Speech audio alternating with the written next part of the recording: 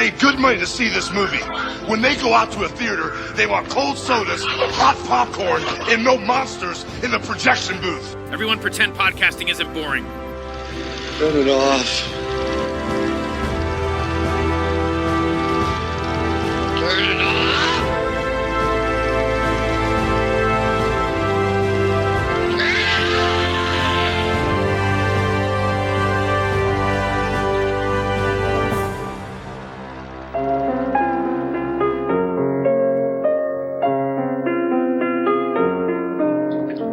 The time has come for Joleen to grow up.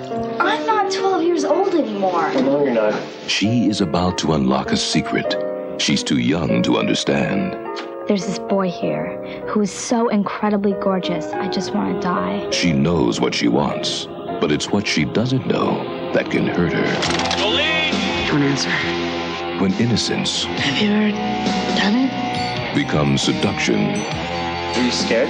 When friendship Don't worry, Joleen. I'll protect you. becomes betrayal. I trusted you! When love becomes terror. Scared now? I'm talking teenage psycho killer. Now she is trapped far from home, where you can trust no one, especially the one who loves you.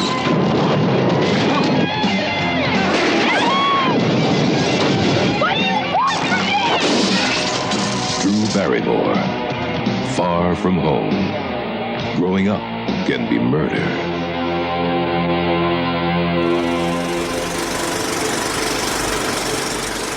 Welcome to the projection booth. I'm your host, Mike White. Joining me once again is Mr. Bryan Connolly. Hello. I'm happy to be here. Also back in the booth is Mr. Andras Jones. Are you hot? We kick off Noirvember 2022 with something a little different. It's an erotic thriller from 1989, directed by Meiert Avis and written by Tommy Lee Wallace. The film stars Drew Barrymore as Joleen Cox, who, along with her father Charley, played by Matt Frewer, are stranded in a shitty little trailer park in Nevada on their way back to California. She's on the edge of 14 years old and encounters a whole mess of interesting characters and character actors. There's Susan Tyrrell, who runs the trailer park, Dick Miller as the local lawman, Richard Masur as a burnt-out mechanic, Anthony Rapp as a squirrely little guy named Pinky, and there's some guy named Andras Jones who menaces Joleen and may be murdering people around the park. I have to say that I don't tend to have one of the main cast of a film on an episode, so this kind of throws the whole "where did you hear about this movie" question right out the window. But before I fumble through that, let me just go ahead and warn people that we will be spoiling the film. So if you haven't seen Far From Home, track it down and come on back after you have. We will still be here. So Andras, where were you in your career when you were cast in Far From Home? Well, I thought I was at the beginning of it. I was actually acting in A Nightmare on Elm Street Part 4, The Dream Master, when I got this role. And I literally had to leave looping session for that film to catch the flight for this one, which angered some of our Nightmare on Elm Street producers. And if you want to hear stories about that, you can check out the World Is Wrong episode we did about Nightmare on Elm Street 5, The Dream Child, with Lisa Wilcox. So that led into a whole other controversy. But what I remember is that when I got the film, I approached it like I approached my podcast. I started to do a bunch of research. So I watched Firestarter and Cat's Eye to catch up with Drew Barrymore. I watched Bad and Fat City to catch up with Susan Tyrrell. And I'm pretty sure I watched Adventures in Babysitting to check out Anthony Rapp. And that was pretty close to just having come out. So maybe I saw that afterwards. But then all of a sudden I found myself in Gerlach, Nevada, which is a tiny, I mean, at the time was a really, really tiny town. Since then, the year after we filmed it, they started doing Burning Man right out on the edge of Gerlach on those salt flats where we shot the film. So I'm sure it's grown since then. But at the time, it was a hotel, a bar and diner, and a gas station. And they were all owned by the same guy, this guy, Leon. And people in the town had to drive 20 minutes to go get their mail. So that's to give you a sense of how small it was. We built it up to look as big as it does as a small, tiny little town just for the film. When I got the role, I was 19. And we got to this little town. And I realized very quickly that within a week, everyone in town knew all of us. And we were all eating at the diner. And I just started telling people, it's going to be my 21st birthday in August, because my birthday was coming up. And I was only 19, my 20th birthday. But if everyone in the town was invited to my 21st birthday at the local bar, then I knew they wouldn't card me after. So I got to be 21 for like an extra 2 or 3 weeks in at the end of August before leaving. That's where I was when I got the movie Far From Home. And Bryan, had you seen this before you knew Andras? I only watched this for the first time this week. It's funny because I feel like I've seen everything else he's done, pretty sure. Seen most of them. And he has the poster for this in his house. So there's like whenever you like walk to the bathroom, you see him embracing Drew Barrymore from behind. And it's kind of, this erotic, creepy looking thriller. Definitely wasn't at all what I thought it was going to be like. And it's also kind of strange to see someone be so menacing in a way, a movie.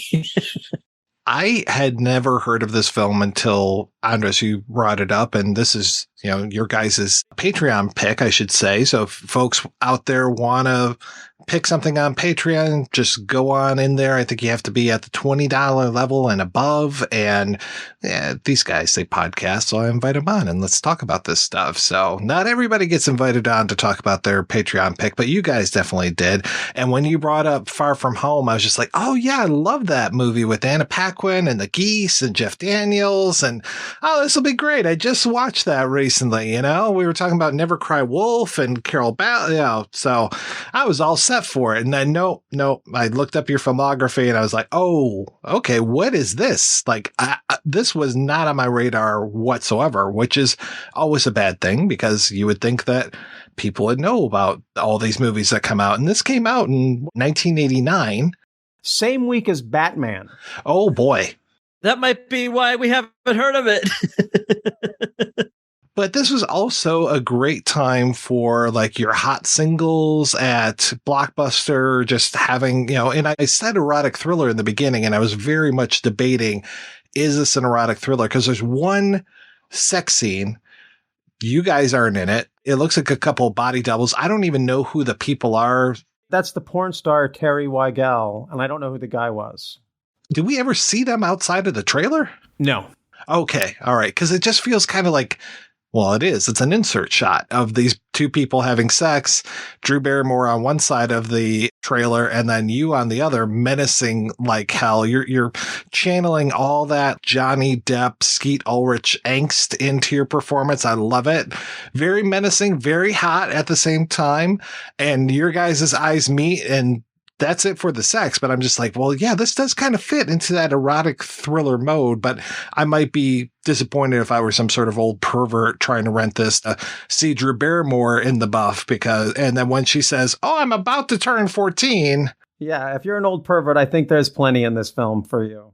Well, I am an old pervert, so I definitely enjoyed this film. I didn't know if I was going to or not, but man, the cast in this movie is fucking fantastic. I was so amazed at the cast that I got to work with. Everyone. Most people haven't heard of this movie, but with such a stellar cast. Like when you look at the IMDb page, it's like all but maybe 2 people are people you've heard of that are amazing, which is rare for any movie, even the ones we've heard of. And I think I'm one of those 2 people. So, Andras, I had a question. Was Jennifer Tilly already like known in 89? She was Meg Tilly's sister. That's all we knew her as. I love the way that this story unfolds. I am throwing this in Noirvember because it is a thriller. You don't know who's killing these people.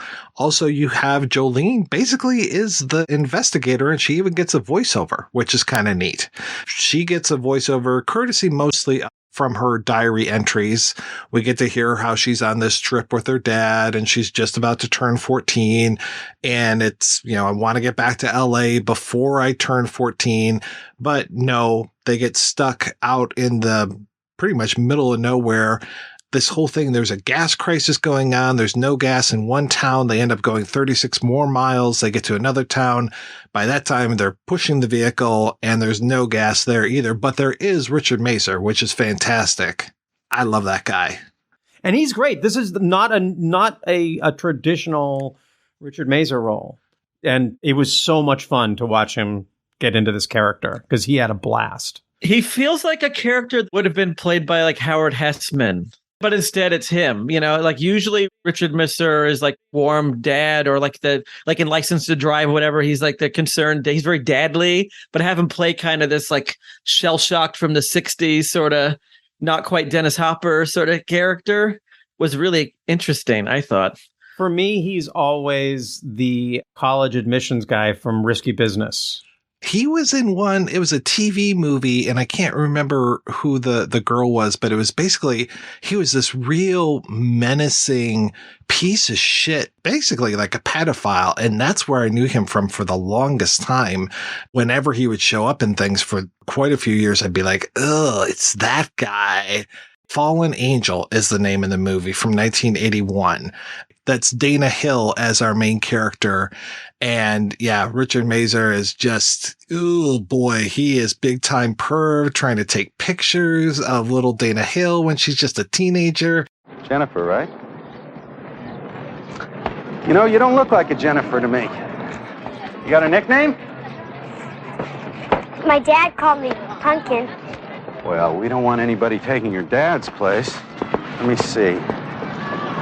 Angel. You look like an angel to me. How's that? I don't know. Well, if you don't know, I do. Angel it is. But Matt Frewer, I freaking love Matt Frewer, and he brings such great dad energy to this. And especially, I mean, Drew Barrymore, a lot of times she's kind of a little shit in this movie. Not too obnoxious, thank goodness. But Frewer, you can tell, really cares about this daughter character and really exudes, like you said, this very patriarchal, very nice guy kind of thing. And I'm like, he's trying his best. We don't really hear why he and his wife are split up, but you know he's trying his best and just wants to do right by Joleen. I'm like, yeah, go for it, man. You're doing a good job. Though he does definitely want to get it wet when he starts to meet Karen Austin. Like you would want to. Well, and that's to give you some sense. So at the time, Karen Austin was a much bigger deal than Jennifer Tilly for that brief moment. And also, this is Matt Frewer right out of Max Headroom.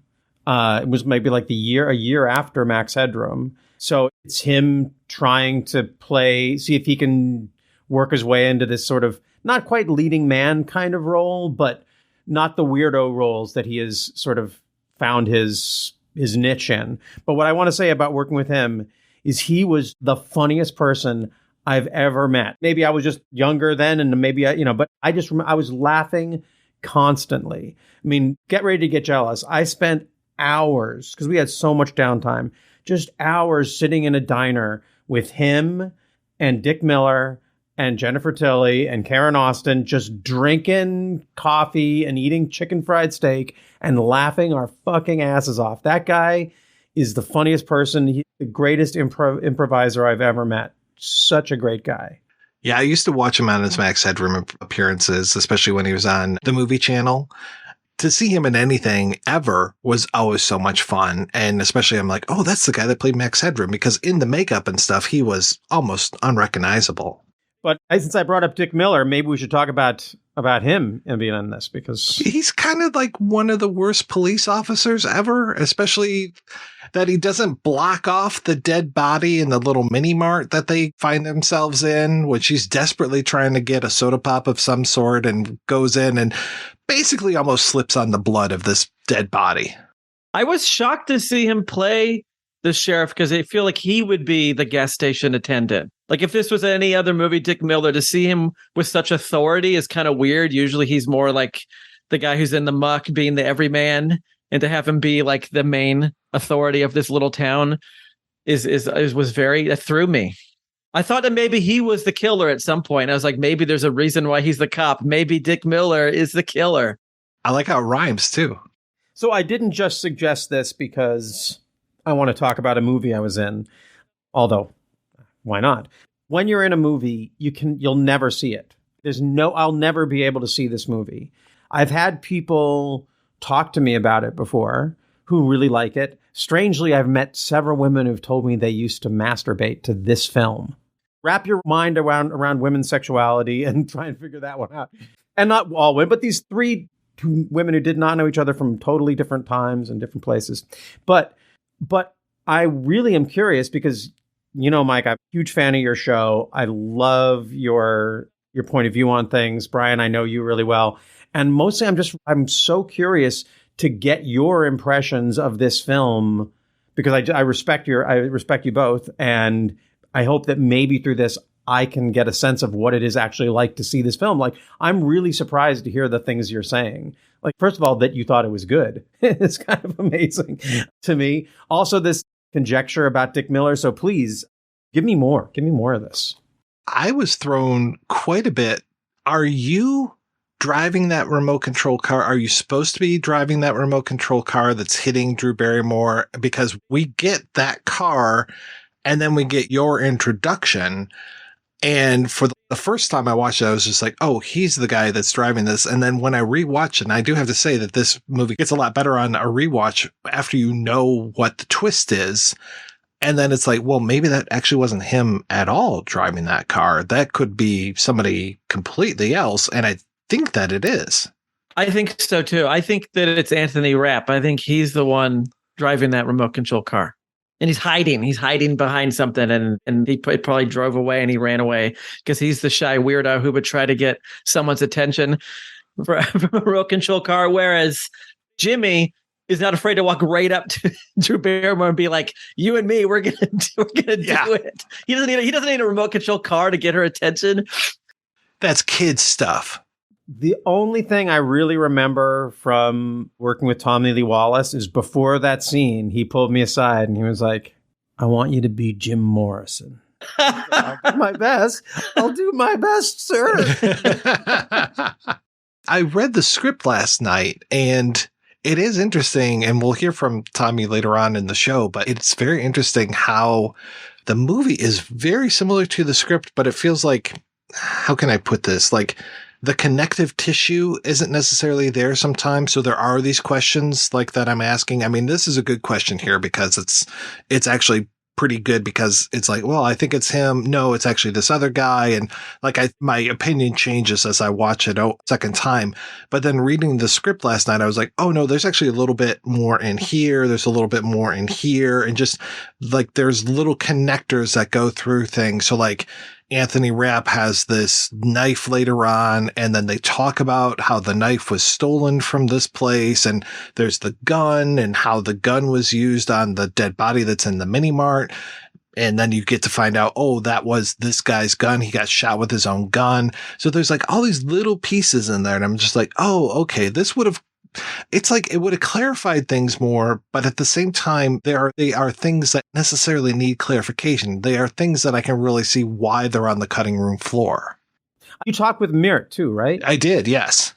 I'm so curious to hear what both of them have to say about this film after all these years.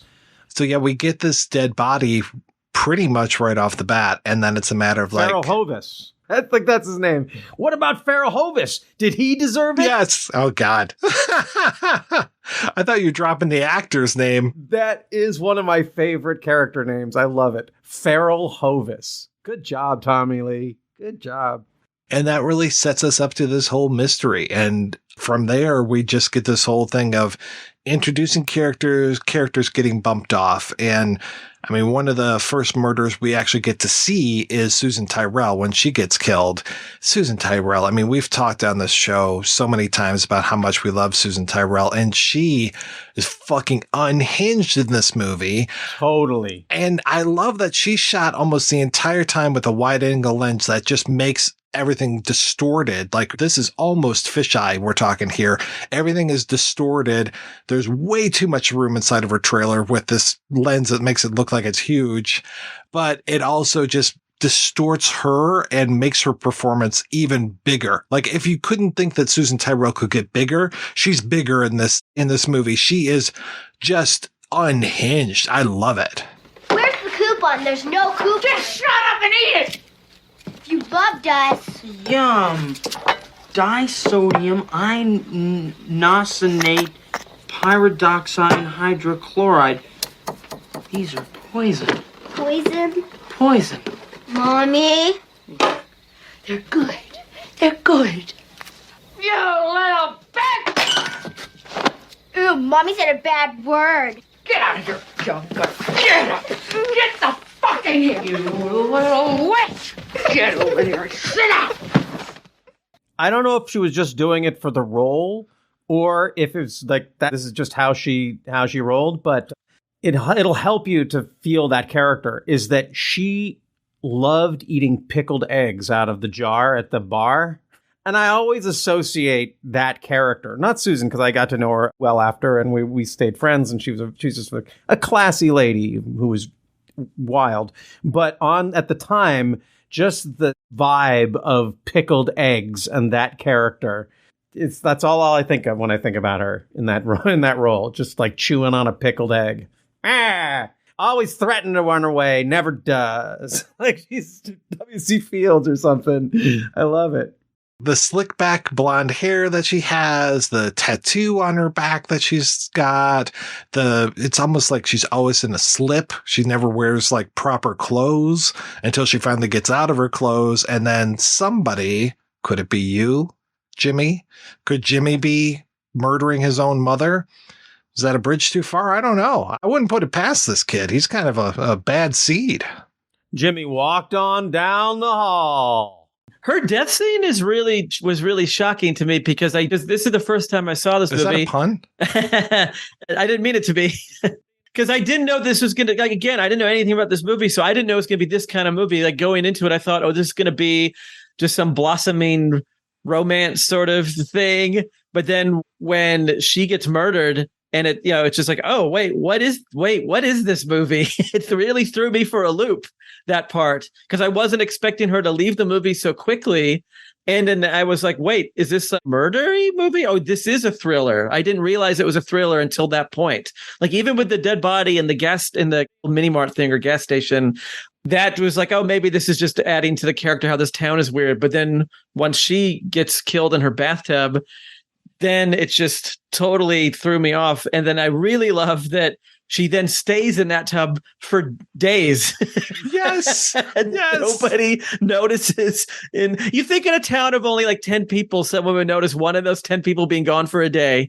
Well, that was my question too, Andras, did they build the trailer park there, or was that pre-existing? No, they built the trailer. That's what I'm saying. They put in that pool. They put in the trailer park. Yeah. Gas station, hotel, bar, restaurant, and then a couple of houses like around the area. But that was it. Well, that set, the abandoned condos, that must have been there. I can't give you a clear answer. I wasn't there for the set building. This is what they told us when we got there. They're like, man, we had to build this place up just to make it look small. Those condos, though, are huge. That has to be like a real thing. It reminded me of the set in, was it Wild? And the giant empty, like maybe it was going to be a hotel or something. That was away from Gerlach. And that wasn't a hotel. It was just like a big abandoned cement structure. I think it was like ruins, basically. I wonder if it's still there. I bet like parts of it are still there. That reminded me of the ruins in, was it Wild Orchid, the Mickey Rourke movie, where they go off into that weird, like empty looking like it should have been a hotel, but it isn't sort of thing. That is a good find, whoever found that for this movie. I kept looking at the graffiti that was in there and trying to see if it was put there for the movie or if it was just there beforehand.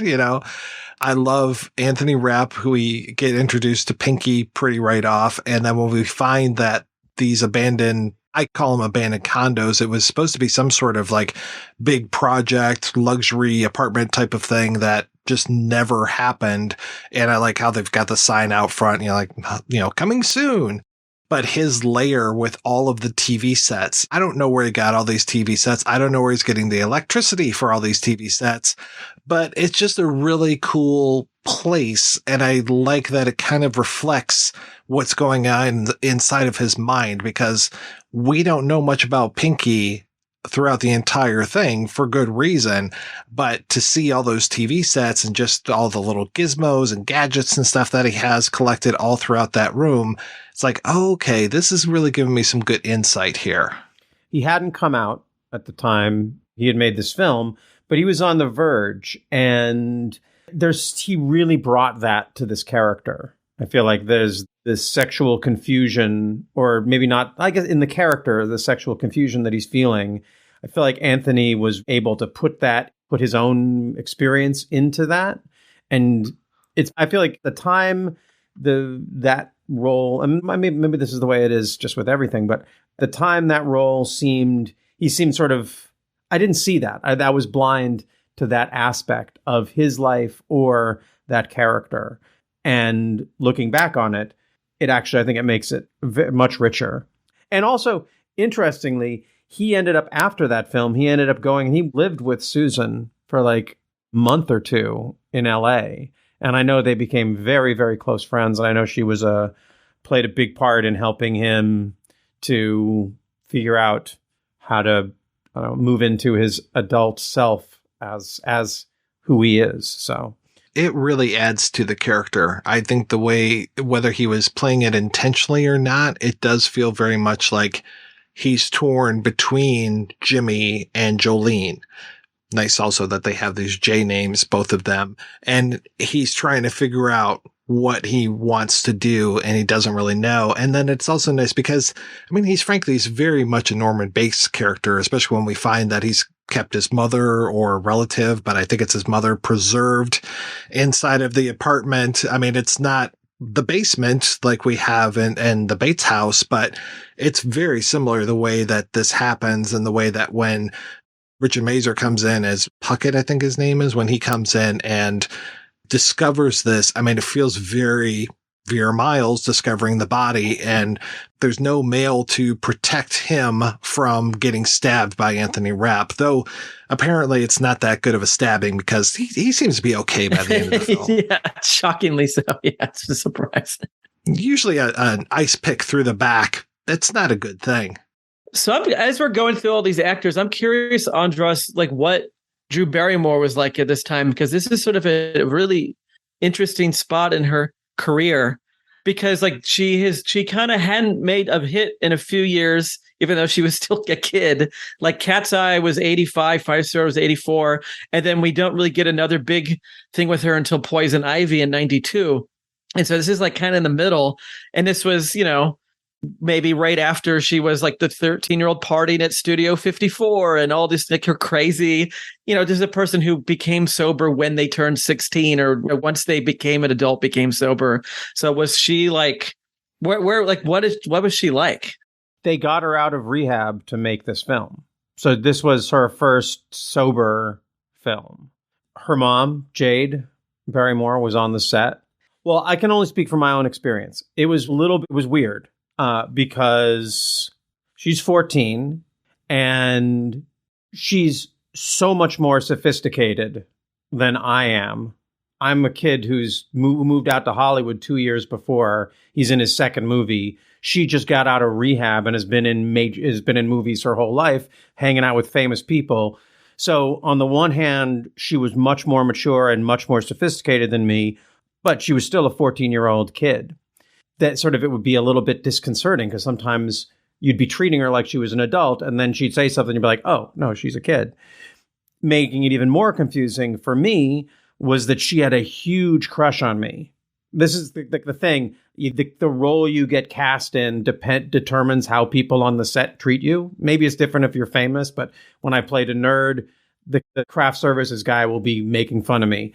Jimmy, women on the set were interested in me. And I was always like a good guy. Like, no, you're a kid and I'm a big 19-year-old man. I can't, we can't have anything to do with each other.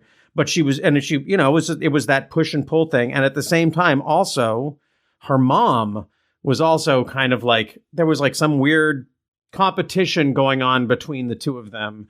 That I found myself weirdly in the middle of, and always sort of having to, like, it was like, Bryan, you're a fan of sort of Blake Edwards-y kind of sex comedies, like a guy who's trying to avoid all of this stuff and doesn't really know. Again, she was much more sophisticated than I was, and I was sort of a kid who was cast in a role that made me the center of a lot of small town on set stuff that I didn't really know how to navigate, to be totally honest. And then as an actor, it was great working with her. me and her and Anthony, it was like being at summer camp for me as a kid. It's just like we were a bunch of kids on the set running around, trying to sneak beers, and like she wasn't. I guess Anthony wasn't. I guess that was just me. I was a good influence when it came to being a nice guy around the sexual politics, but I was the bad influence when it came to the drinking. I didn't realize at first when I was watching this, because she's just like, oh yeah, I'm about to turn 14. And you just said, yeah, she's 14.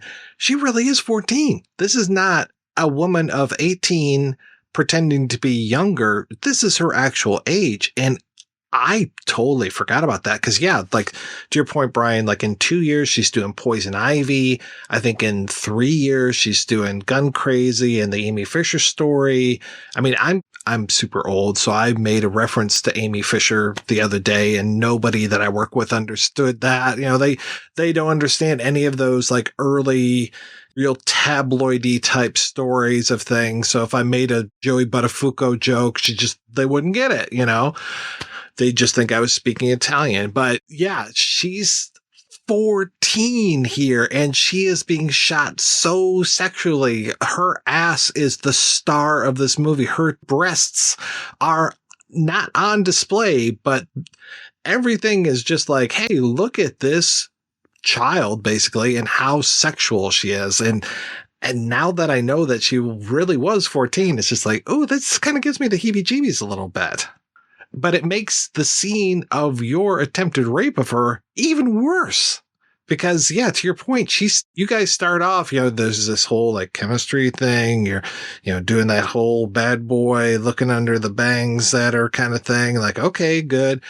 Pretty sure you guys are going to end up as a couple. You start making out. And next thing I know, Jimmy Reed is starting to rape this girl. I'm like, what the fuck, man? Slow your roll. And it becomes really violent really fast.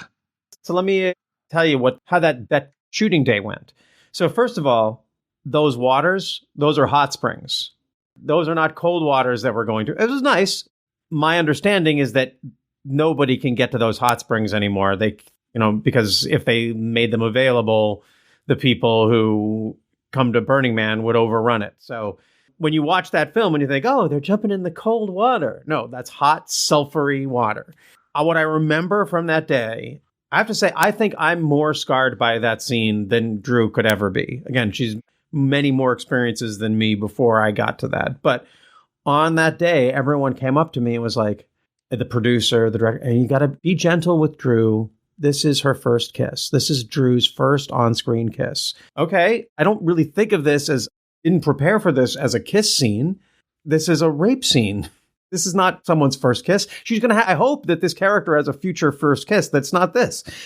There was this whole thing of trying to play that scene gently and also have it be what it really is. And then it ends on sort of a comic note, because then Pinky shows up and kicks me in the balls. And is it he who kicks me in the balls, or is it Drew? No, it's Drew. I think she does. Yeah. Which is good. That's the right end to that scene. But it's just, for me, my mind goes back there semi-regularly of just like, that wasn't a first kiss. Goddamn. That was a rape scene. And trying to play it. And I think probably watching it's weird because I didn't play it like Jim Morrison. I played it like a kid who's like, I guess I have to rape somebody now. Like, I don't want to. In my mind, the way I figured it was like, okay, the way I had to play it, and I don't really like this, was it just moves fast, and then he thinks we're going, and then, so it's more like, and I think I remember thinking, we talked about it, she gives me the first kiss. That it's her, she kisses me the first, and then I'm like, okay, we're good to go. Let's do this. And that's when it gets to be too much. But I feel like the brutality, it should have been, if it was going to be a rape scene, it should have been more brutal. If it was going to be a romantic scene, it should have been romantic. But the middle ground has always bugged me. Well, and then Jimmy goes from 0 to 60. He's now psycho killer, chasing after Pinky and Joleen, and just a madman just coming after. And then it's very obvious to everybody watching this movie, oh, of course, Jimmy's the killer. This makes total sense because this guy is flipping the fuck out. So I do like that bait and switch quite a bit. Well, someone kicks you in the balls. Kill Crazy Rampage. Yeah. Gotta go over to Pinky's little place and just smash up his TVs. All the TVs. All the TVs. That was fun. I bet it was. Was that you the full time? I was worried about you because of the electricity. Yeah, no, that was me. Wow. Okay. I wasn't sure if you had a stunt person for a couple of those shots. I think they had things on the back of the TVs that were exploding. So the TVs weren't actually, when I hit them, I don't think they were actually on. Because these were old cathode ray things, and I know that even turned off, those can be dangerous sometimes. Well, back then they didn't care too much about actors. Some of the deaths that are in this movie, because it's not necessarily a slasher film, but there's a lot of creative deaths in this movie too, because we've got, the first one, basically the guy got his head blown off, but then we see, Susan Tyrrell get the fan and she becomes electrocuted. We get poor Jennifer Tilly in the car, and they finally have gotten gas. There's this whole thing of them going and siphoning gas and them crossing the salt flats and siphoning all this gas by mouth, which I can't even imagine how sick they would have been in real life had they had to do that for all of these vehicles getting, what was it, like 11 gallons of gas? And I do appreciate that Matt Frewer's car takes, it's this big old boat, and yeah, I'm going to get like 5 miles from here if we take this. Let's put all the gas in your Rabbit and we'll be okay. But poor Jennifer Tilly in this car. And then we have the return to that remote control truck that just comes along. And I do really appreciate that it's birthday candles on this truck that is going to ignite this car because it's Joleen's birthday. And what a shitty birthday to have, man. I miss remote control cars in movies. I feel like that's not a thing kids do anymore, but I feel like in the 80s, there was a lot of like, that was like, maybe it was a newer thing when you didn't have it, because the old ones had it where it was connected to the wire, but then you had wireless remote control. Like there's that great chase scene in the Deadpool where it's Clint Eastwood in the remote control car. So I wish that there was more menacing remote control cars. They were the original drones. They were. But they looked like cool little monster trucks, so. Well, they kind of had the best of both worlds with the Runaway with Gene Simmons, because he had all that army of little robots, and they were basically like drone remote control cars, basically, especially when they're chasing Tom Selleck down the freeway. That's a great scene. I have to say, Meiert does a great job of just ramping up the tension and just keeping us guessing through this entire thing. Once we start to get to know Pinky a little bit more, things do start to make sense. But then when we get to see what Pinky is really like, feels appropriate. It feels like the right level of crazy. I do appreciate his whole thing about his dad who's dead and the whole death from above patch that he has. And then especially because that plays out humorously a few times when he reaches down and slits Dick Miller's throat when Dick Miller finally knows that he's the bad guy. He and Matt Frewer are looking for him. And then when he falls from a great height, that's also a nice little death from above. Okay, I get it. Smart. There are smart things in this movie. This is not just like a trashy type of movie. I'm trying to look on Meiert's IMDb. I know he did a ton of music videos. Is this his only feature film? He did one more, and I'm trying to remember the name of it. I want to say it was a music related film, and I want to say Ashley Simpson was in it. Undiscovered is the name of it. He's a really interesting director, and for me, what's interesting is his visual sense. But it's really, as I said, I've never seen this film, even though I've seen it many times. So it's really interesting to me to hear your appreciation of his skills as a director of suspense. And it just makes me wish that, as you're talking about it, it's like, God, I want to go watch some Meiert Avis film.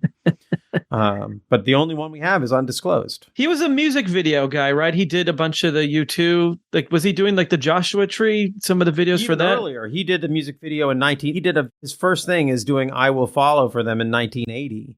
So he did that, then Gloria, A Celebration, Two Hearts Beat of One as One, and New Year's Day in 83, and for the Unforgettable Fire.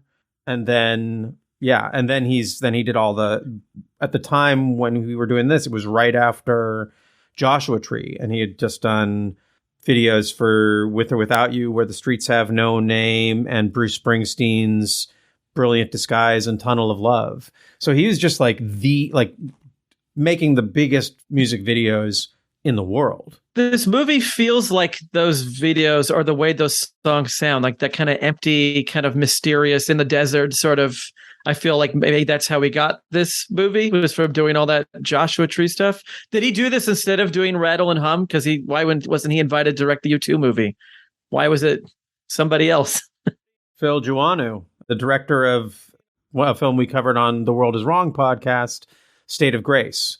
And I feel like State of Grace wouldn't have happened if it hadn't the way it happened, because it's so Irish, if it hadn't been for his association with U2. So I think it worked out okay.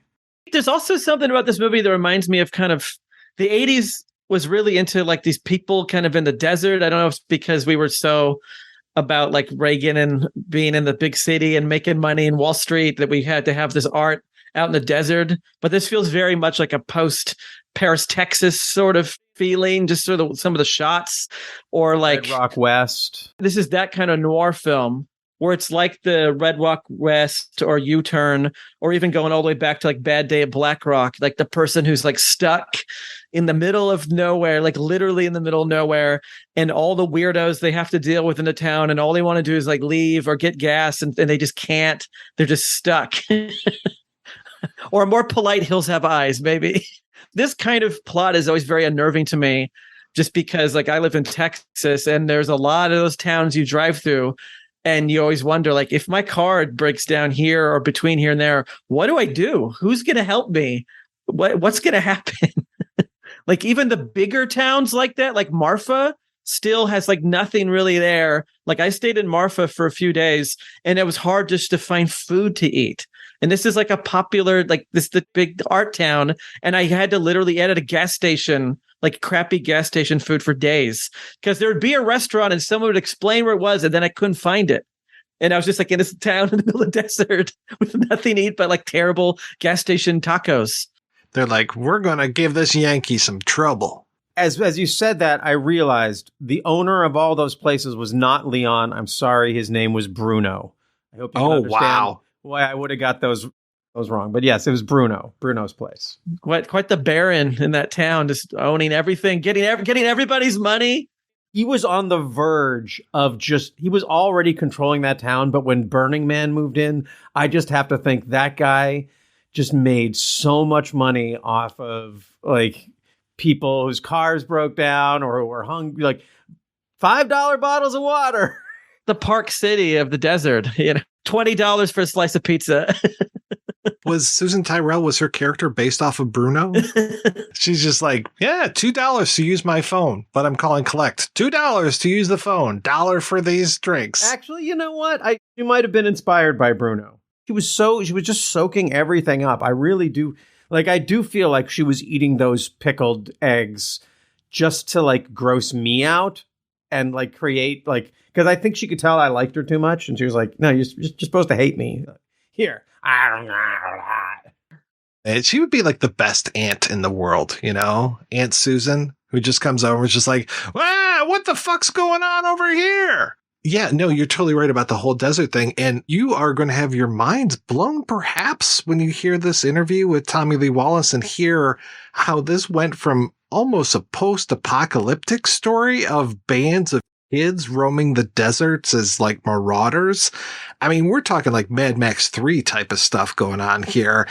And then it ends up being this. And I'm just like, how did it get from this? And he explains it pretty well, but yeah, you were almost in like a sci-fi film. I'm curious, did either Meiert or Tommy Lee talk about the producer, Donald Borchers?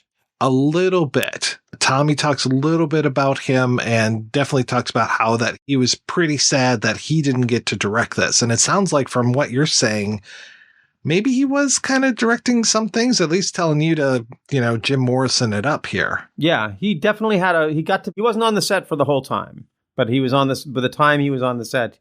And I've always been the guy who seeks out the writers, which is maybe another one of the reasons my career has not flourished the way the people who gravitate to producers or directors do, or agents. No, I'm always interested in hanging out with the writers and the character actors on the set. But Don Borchers is a really, really interesting character. He produced Crimes of Passion.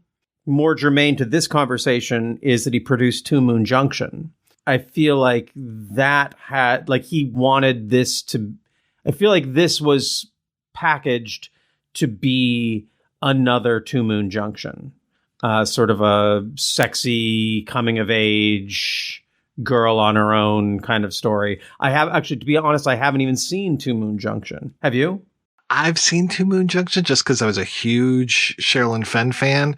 I have to say Far From Home is a much better motion picture. Yes, it's not good. I didn't realize that was Terry Weigel. First naked lady I ever saw on the internet. When I first got the internet when I was 13 and we had the, dial up and it took forever. That was like the first, when I was just trying to type, when I was just typing in words like boob or whatever, that was the first, her naked was the first person on the information superhighway in my life. So when you brought up the browser, did you look at the browser and then look beyond the browser and there was some creepy girl looking at you watching the browser? One thing that is interesting is Connie Sawyer plays the lady in the desert. And that was originally going to be Anne Magnuson. And she died right before we started shooting. And so I didn't get to work with Throw Mama from the Train.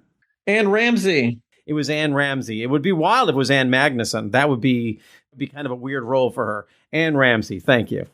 I had kind of a crush on Anne Magnuson from her role in Lair of the Right Worm, another Ken Russell film. So I had kind of a crush on Anne Ramsey from Throw Mama from the Train.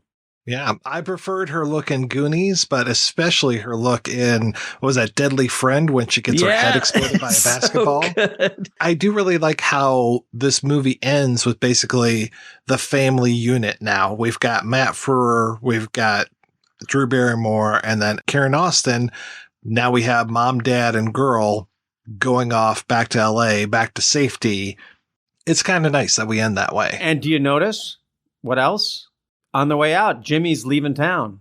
Jimmy's walking out of town. Maybe to go to LA for a sequel.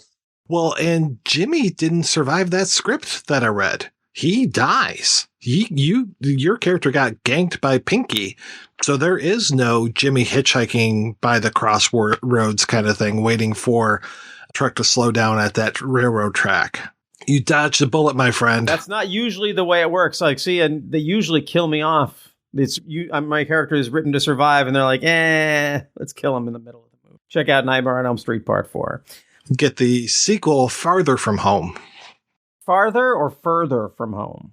All right, we're going to go ahead and take a break, and we're going to play a whole slew of interviews. First up, we're going to hear from director Meiert Avis. After that, screenwriter Tommy Lee Wallace.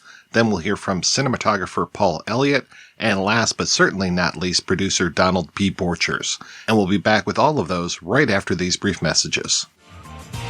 Hi there, faithful Projection Booth listener, Chris Stashew here. If you're looking for even more deep dive film discussion, both old and new, on and off the cinematic beaten path, check out the Culture Cast. Every episode I'm joined by a different guest as we traverse the cinema landscape talking about not only our monthly theme, but also some of the year's biggest films. I'm even joined by the host of the Projection Booth, the one and only Mike White. So if you want to listen to even more conversations on film, head on over to culturecast.com or find it on all podcatchers, both Android and iOS.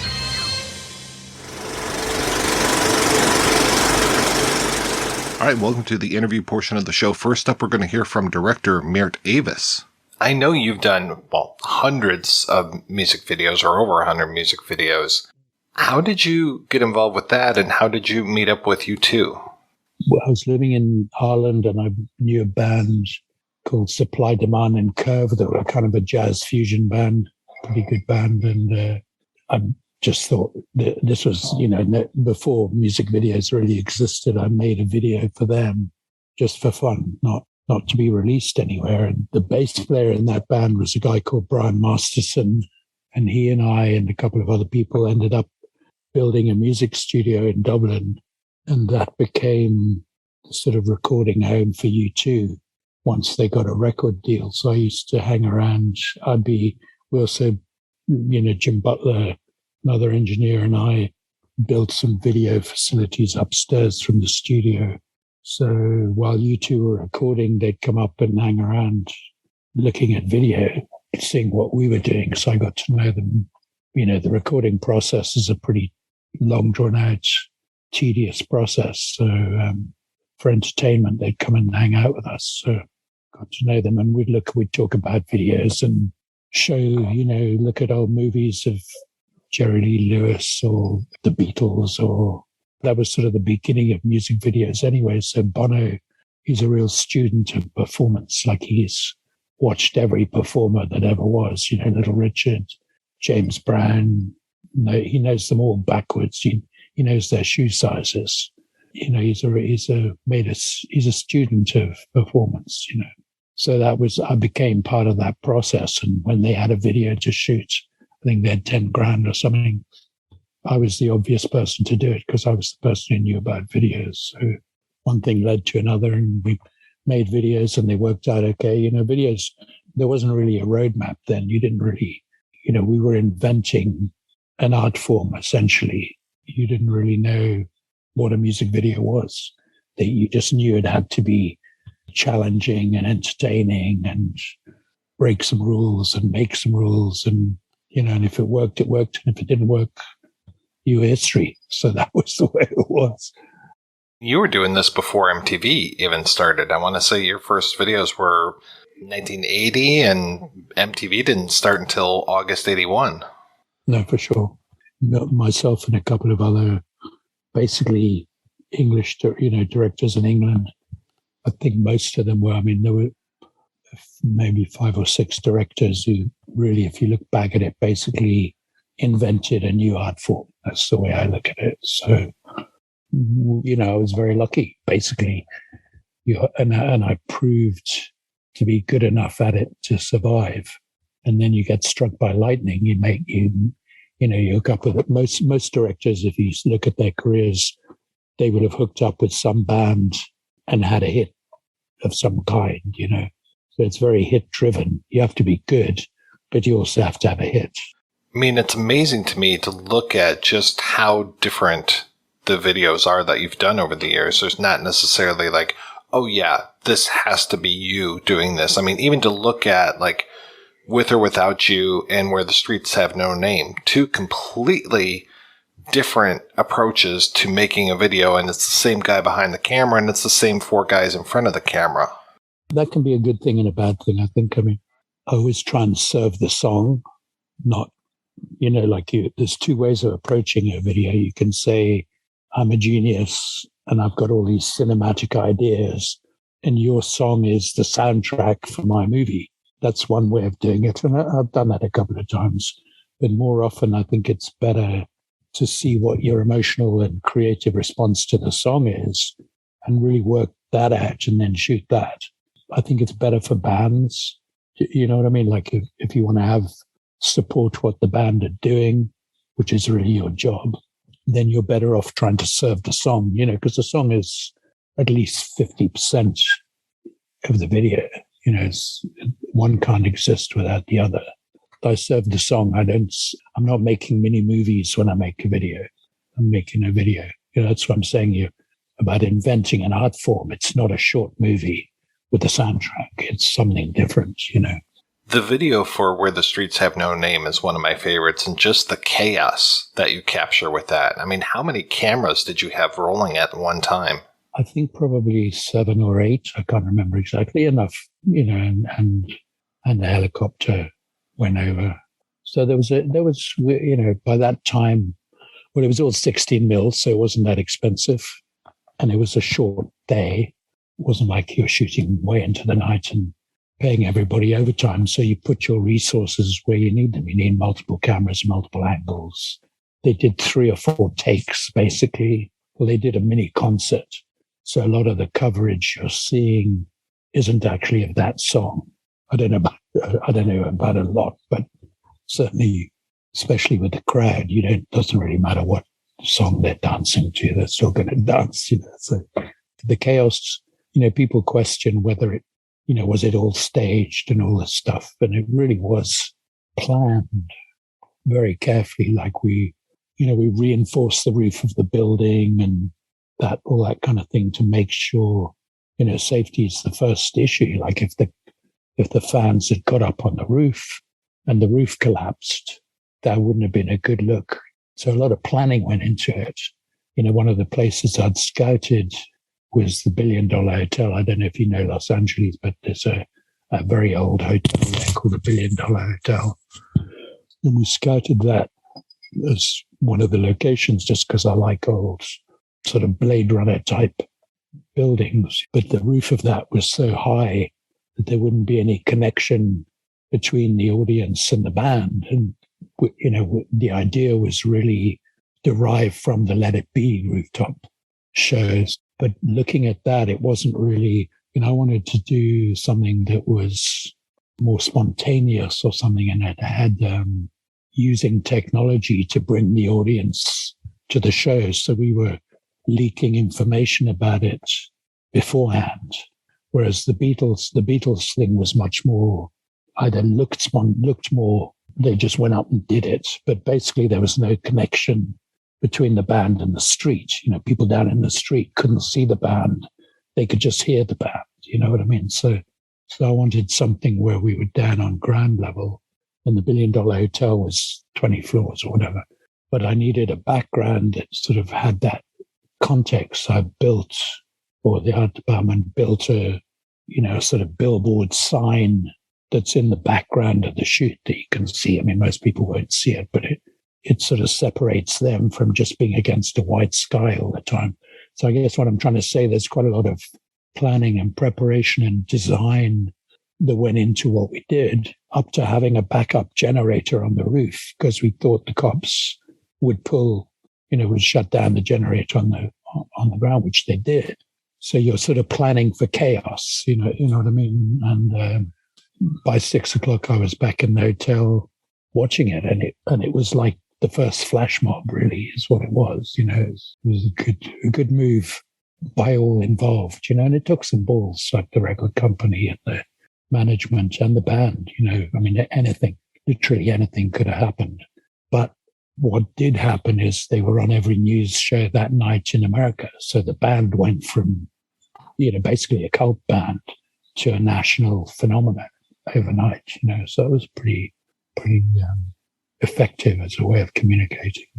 I love the way, too, that you used all the news broadcasts throughout the entire thing. Yeah, well, we were back in the hotel shooting the news broadcasts, and then they tried to sue us. I mean, that was hilarious. They tried to stop us using their footage where they're reporting on our event. Because it's news, you're allowed to report whatever you want. But if you want to use the news, you can't. Just silly shit. You worked a lot with Chris Cornell over the years, either as a solo artist or with Audioslave. What was he like to work with? It's not something I talk about much, but he's sort of harsh and has a kind of tragic side to his family story, and all of that is something I can really relate to. And the two of us sort of had enough similar psyche stuff going on that it was pretty easy to communicate with each other without saying too much. So he was good. He's a great guy. So, it's not something I've really processed. So we made some good stuff. I mean, we made, the Like a Stone video, which is really about, and so many of his songs are about depression and separation and all of that. The song, really showed me that sometimes you just have to get out of the way of a good song. And the less you do, the better the video is going to be. And that video has like 1 billion hits on YouTube from all over the world like that. It's amazing how much of his audience are from the weirdest countries all over the world. When you look at the comments, it's amazing. It's a phenomenal song. But we did some good stuff, but really he's a great singer and a great performer. You can't really go wrong. You just get out the way and try and support what he's doing, he wasn't very confident, so I think the job with a director really in some situations with performers is creating an environment where they can express themselves deeply, and somehow we did that. How did Far From Home come about? How did you get on that project? cynically, I would say it was a limited budget. So there was a sort of, you're going to get it, if you pick a new director, an unproven director, you're going to pay him less and be able to spend more in front of the camera. Producer logic, which is to an extent valid. So I think that's what happened. I was delighted. It's a real privilege to shoot a movie. So there you go. How was that shooting a feature as opposed to, you've been doing short forms for many years now. It's hard to, when you're on a music video or a commercial, it's usually 1 or 2 days or 3 days at the most. And you tend to just go 200% all day long. But you can't do that on a feature because 6 weeks later, you're going to be in the grave. You can't have that intensity for that length of time.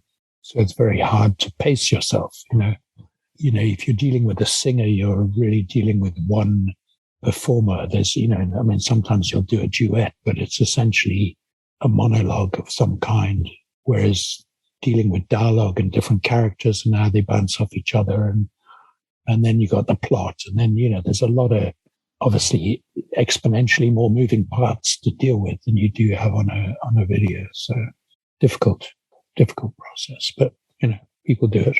So many musicians aren't necessarily trained actors, and now you're dealing with your Matt Frewers, your Barrymores. Exactly. So you've got some support that you don't have on a music video, for sure. Yeah, for sure. We had some great actors on. The cast of Far From Home is really, really good, so I didn't find it difficult. Where was it actually shot? Can you tell me about the location? It was shot in Gerlach, Nevada, which is basically where Burning Man is nowadays. It's like 100 miles of flat salt pan. It's quite an extraordinary place. It's the end of the road. It seems like the logistics to get everything in there and shoot a movie would be really difficult. Yeah, there'd been a movie shot there before in the 1920s. I've always had a sort of extreme drive where you go, you're looking for locations, you really keep looking till you find.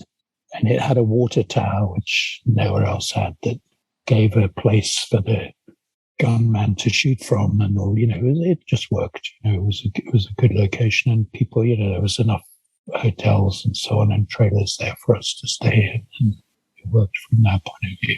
So yeah, the producer loved it because they've got everybody contained. Do you have any favorite memories of making the movie? I don't know. The dust storm was pretty good. We created a dust storm with like 30 aircraft engines, and you have to be careful what you wish for. The art department was incredible, and they did a really good job. And boom, next thing you got sand in your eyeballs, for the next 20 years. So it was good. Shooting it was a good experience. The problem is nobody told me that the studio was going into chapter 11. So you suddenly find out like they're starting, when you go to the water cooler and there's pointy cups that you can't put down, right? So suddenly in the middle of the shoot, they changed the normal paper cups for pointy cups. And we're in the middle of a desert in like 100 and whatever degree heat. And I'm like, why? So I asked someone, why? What? And the answer was, well, people have been putting down their cups and leaving the water there, and it's a waste. So now we've got pointy cups. I'm like, oh, so what's going on? And then I've started to hear, the Vestron were having some problems. So you've got that to deal with. Trying to keep the morale up during that is tricky, But it got released.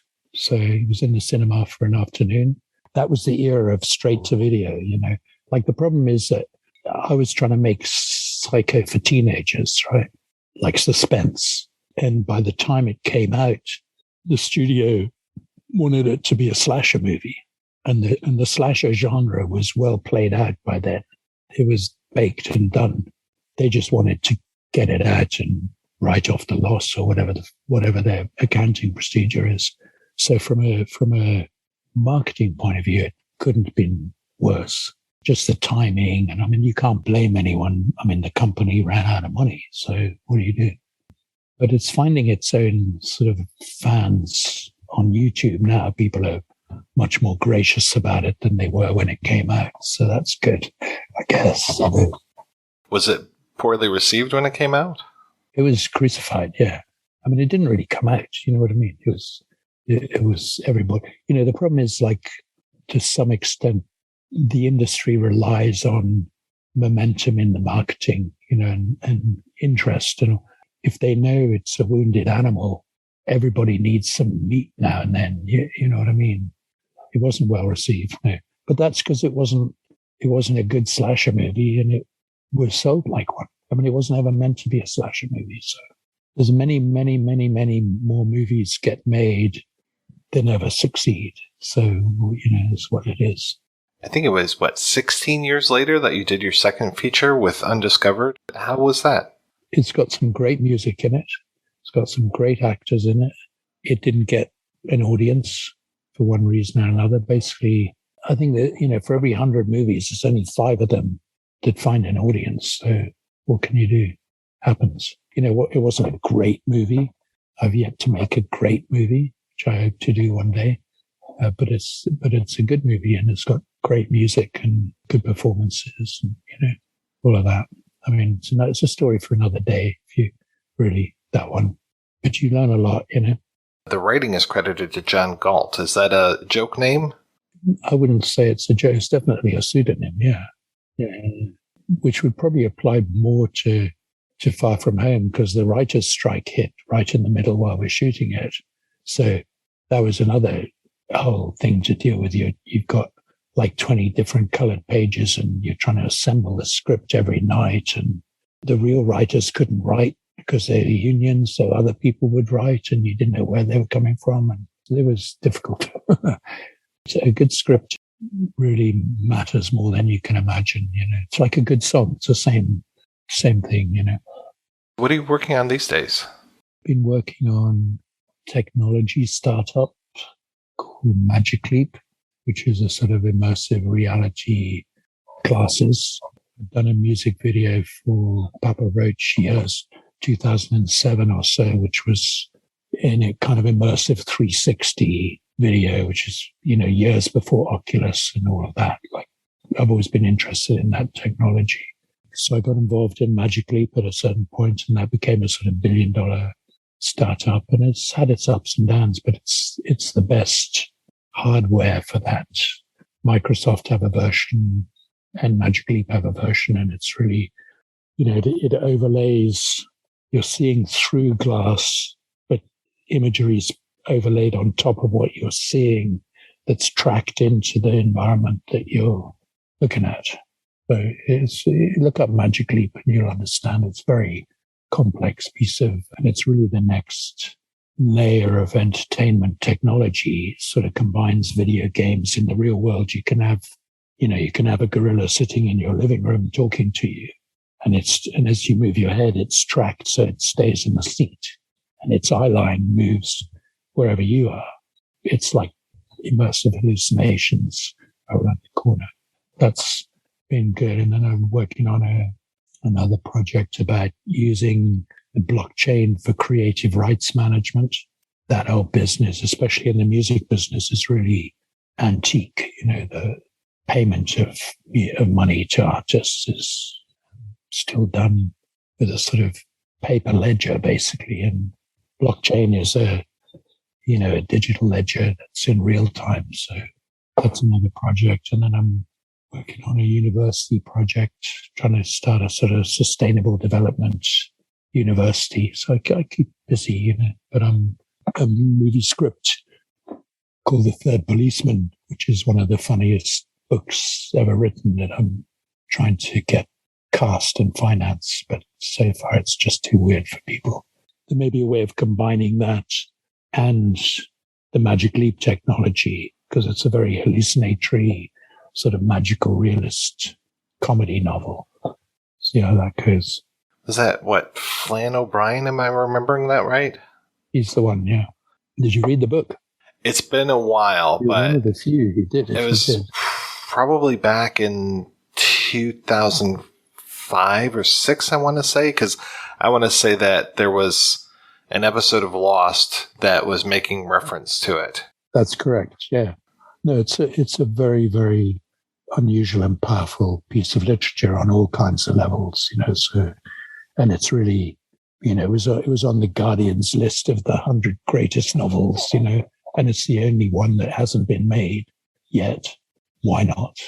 So people are afraid of the level of effects involved.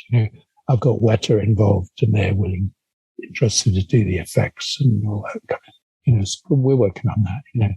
They do know a thing or two. Yeah. Well, Mr. Avis, thank you so much for your time. This has been so good talking with you. Take care. Send me a link when you've got something. You do not have permission to use my picture ever, ever, ever. Okay. Take care. Up next, we're going to talk with screenwriter Tommy Lee Wallace. Tell me about the origins of Far From Home. The original title was Test Pattern, and it was built around the notion of kids watching so much television that they just get inundated with the imagery and begin to imitate what they see. That was the starting premise. There was an earlier screenplay. I believe it was Ted Gershony who wrote that. I just took that and ran with it as a fractured love story, you could say, between a young girl who finds herself here. There were several iterations. There were a couple of much more futuristic and fatalistic, like mutant bands of young people brought together by a seemingly apocalyptic event of some sort. I don't know how many versions I wrote before I arrived at the story you see. That stayed fairly basic within the realm of reality, let's say. No, that was early. I wanted to direct it, and the producer, Don Borchers, wanted me to direct, and I certainly wanted to.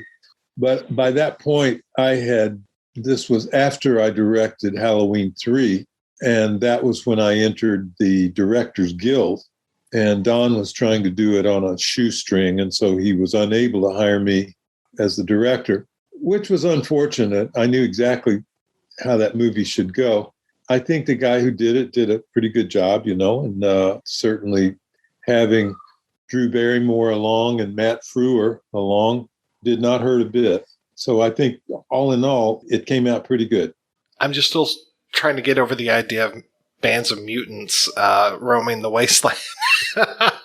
When you start with the idea that, okay, out here in the desert, in the middle of nowhere, there are things going on from Planet X. It's just, we don't know all the stuff that's going on out there. And when you can get from that to atomic waste dumps and all the other mysterious Area 51 kind of stuff that is the stuff of legend, it's not hard to make a little bit of a leap into, I kept having a vision of like an abandoned condo that was never lived in, but all this sort of modernistic concrete and steel that's all broken and sand washed and all the rest. And little bands of kids are living there, but they may also have been affected by atomic waste right next door and stuff like that. It seemed like grist for a lot of eerie stories of one kind or another.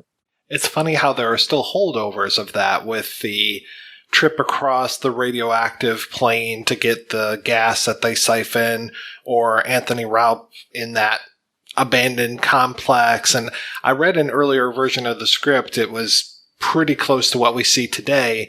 And I know that you had described what ends up becoming a big satellite dish as like a Microsoft or microwave relay, just this huge, almost array, it sounded like. By that point, I'd toured the country several times by car and passed through New Mexico many times on old U.S. Route 60. And along that route is a radio satellite called the Very Large Array. Actually, I believe it was featured in one of, was it Bob Zemeckis' movie, Contact? Those giant satellite dishes that are basically on railroad tracks arrayed all the way across this massive valley called the Plains of St. Augustine. That really does, if you go there and visit and take a look, that's where the inspiration for all that came from. It's just such a massive, it's like a massive zoom lens for a radio telescope out across this huge valley. And depending on what they're looking at, either all those dishes are clustered close together or they're spread all the way across the valley, depending on which astronomer is asking for what he wants to look at, or she. It'll really put your mind in another place. You can just picture, every time I go there, I just picture the saucers kind of gliding through. It suggests stuff like that. I met the rancher who owns much of that land in that valley, because I camped there one night just next to this big old water tank because there were cattle roaming around. He actually came along and said, "I'm the owner of this." And I said, well, gee, do you want me to leave? I'm just stopping for the night. And he said, "No, it's okay. You can stay." And I said, "So you're the owner. How much of this do you own?" And he said, "Well, you see that mountain range over there?" And he was pointing about 50 miles away. Things are big out there, and the scope of it somehow suggests just another dimension or two. But it really was inspiring for little Pinky to be fooling around all of this stuff that was bigger than he was. Why Pinky? I don't think they actually explain why he's Pinky in the movie. That survived from Ted's draft as a name. I thought it was a terrific name. Just eerie, when the mother or grandmother or aunt or whatever the old lady is to Pinky, just hearing her call Pinky, it's just like, oh no, that's the beginning of a scary scene right there. So why tamper with that? So was it budget that was causing it to kind of scope down from, Mutants of the Wasteland to more of like a isolation story? Absolutely. It needed to be minimalistic, very simple. Don, we met on, I guess it was probably The Fog, but he was weaned on very low budget horror movies. He took some inspiration from what we did with Halloween on just Scotch tape and chewing gum, really. So he was of that mindset that he could actually be empowered to produce a movie if he could bring it in cheap enough. That had to be one of the considerations, was just scale this thing down to utter simplicity. Well, you mentioned the cast, and the cast is just incredible. I met Matt Frewer on Max Headroom. There were 6 episodes in the spring debut series, and I directed 2 of those, and Matt and I became friends. And so it was great to see him. We knocked around the desert for a week or 2 there. I was on location with them out in the Nevada desert, Black Rock, actually close to where Burning Man wound up being held. But bleak, strange, desolate place with just occasional surprises. You'd come around a bend in the road and pull off, and there would be this oasis with like green growth, bubbling little springs, and naked people. It was like, really? A minute ago, you would have thought nothing could survive out here. So it was full of surprises. Was that during the shooting of it? Yeah. Writers are sometimes just mistreated terribly, and directors and producers don't know how to incorporate a writer. You take someone, a giant in the industry like Steven Spielberg, he knows better. He really works with writers. He likes to keep them around. He understands who somebody who dreamed this thing up is going to keep on having good ideas. And a smart director wants ideas from anywhere he can get them. The proper way to do it is to keep the writer around at least part of the time. And I think that was on Don's mind, because the script, I wasn't actually just hanging out with Matt. I was writing, working. There was a library. We were in a little town, Gerlach, Nevada. And it had a library where I worked. It's a good place to just sit and type. I think Don was smart about that. He wanted me to keep going until they had the script they believed in. Ultimately, were you happy with the motion picture? It was a blow when I was unable to direct it, so I think I'm still carrying a little bit of that with me. Damn, that was an opportunity I wish I'd had. What about the other screenplays you've written that you haven't directed? How's that been for you? Good God. Every writer has those, a whole drawer full. They're just your babies, and you hope that somebody might pick one up one day. Some of them you look at and go, oh, impossible. It's dated. It wasn't that good to begin with. Others you go, oh, this is a little gem. Maybe it still will have a life somewhere. There are some of those. Because I've gotten into the book world a little bit, I'm thinking about publishing 2 or 3 of my screenplays as literary works. I'd like to see them reach an audience in some way, shape, or form, because 2 or 3 of them I think are pretty good. Yeah, tell me about your latest book. Tell me about Where the Hell is Michael Myers? I didn't realize I had that much to say. It's a funny thing. Halloween 3 took a long time to become redeemed, let's say. You know as well as I the rocky beginning it had. Back in the day, it was not especially well received. And although I look back at the box office figures, it didn't do as badly as I imagined from all of the way it was perceived. It was just perceived as an utter failure. And I think that reflected the disappointment so many fans had that there was no Michael Myers, no Jamie Lee, no knife, all that. And we, and by we, I mean everyone behind the movie, producers, director, certainly the suits, executives, advertising and promo departments, nobody thought to set the table for the audience and really say in plain English, here's what we're trying to do. It's not going to be a real sequel. It's actually part of an anthology that we hope to kick off this year. Why we didn't see that coming, that there would be a backlash if we just stuck a Roman numeral 3 on it and put it out there. Why we didn't see that, I will never know, but we didn't. And we paid for it. Like I say, I had more to say about it than I thought. There was a lot to say about Nigel Neal's participation and the script that he wrote versus the script that we wound up with, which was rewritten first by John Carpenter and then by me. That actually took up a lot of many pages to kind of break that down and explain why we didn't go with Nigel's version entirely.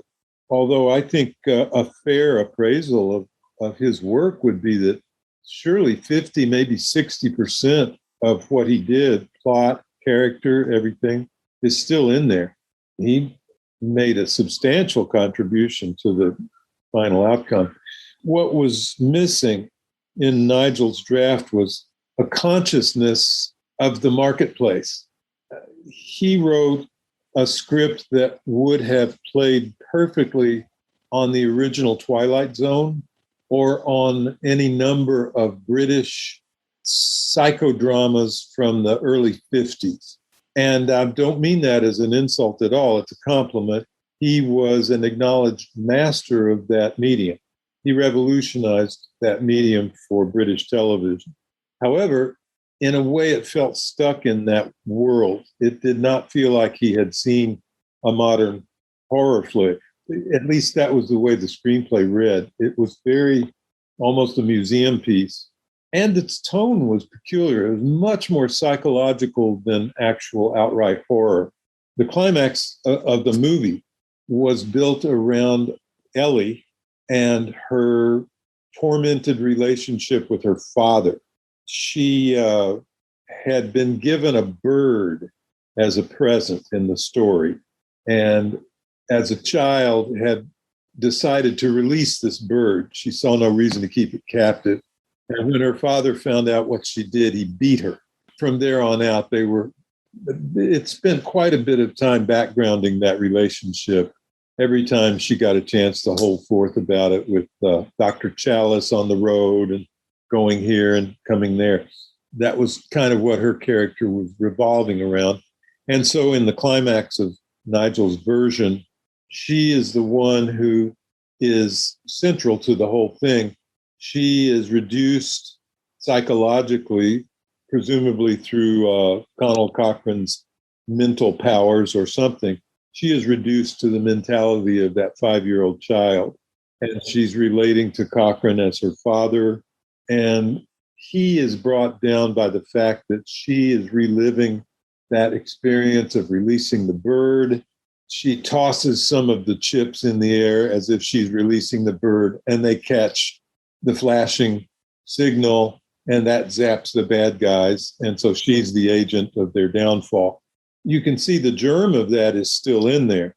But the whole business with the father and the Ellie being reverted to a 5-year-old child, it all just felt a little too treacly somehow. It just, okay, it's interesting, it's disturbing, but it doesn't feel like it's going to be what we need for a modern horror movie in the U.S. marketplace for people between the ages of 14 and 24. It's just something about it ain't gonna fly. So that was where we started playing around with it and trying to come up with something better. He also had a lot of ideas that were intriguing, but then went nowhere, or in a couple of cases were just horribly cliched. He seemed to be messing with mind control stuff. Cochran apparently in his version had some sort of psychological powers over anyone who came within his orbit. There was a scene where Ellie and Dr. Chalice reach, he called it Sun Hills. I changed it to Santa Mira just to honor Invasion of the Body Snatchers. But they're there, they're in their room, and Chalice goes into the bathroom and, oh my God, it's covered with blood and blood is dripping in the walls. And but it was just an illusion. That's a scene that was cliched back in 1982. I don't know how many times I'd seen scenes like that in horror movies. To make matters worse, it didn't pay off to anything. Okay, wait a minute. If Cochran can control Chalice's thoughts and he's having these eerie, magical horror moments, why doesn't Cochran just go ahead and make his head blow up or something? It just didn't gel. There were a lot of things like that. However, that said, the basic plot and the basic characters are intact from Nigel's version. I did spend a lot of time breaking it down in the book, along with just an account of the shooting of the movie. And we were under a lot of time pressure, naturally, because you can't move Halloween. You've got to release a movie about this subject. You got to turn your stuff in by the end of August and September, blah, blah, blah. The fans will enjoy it. It's fun.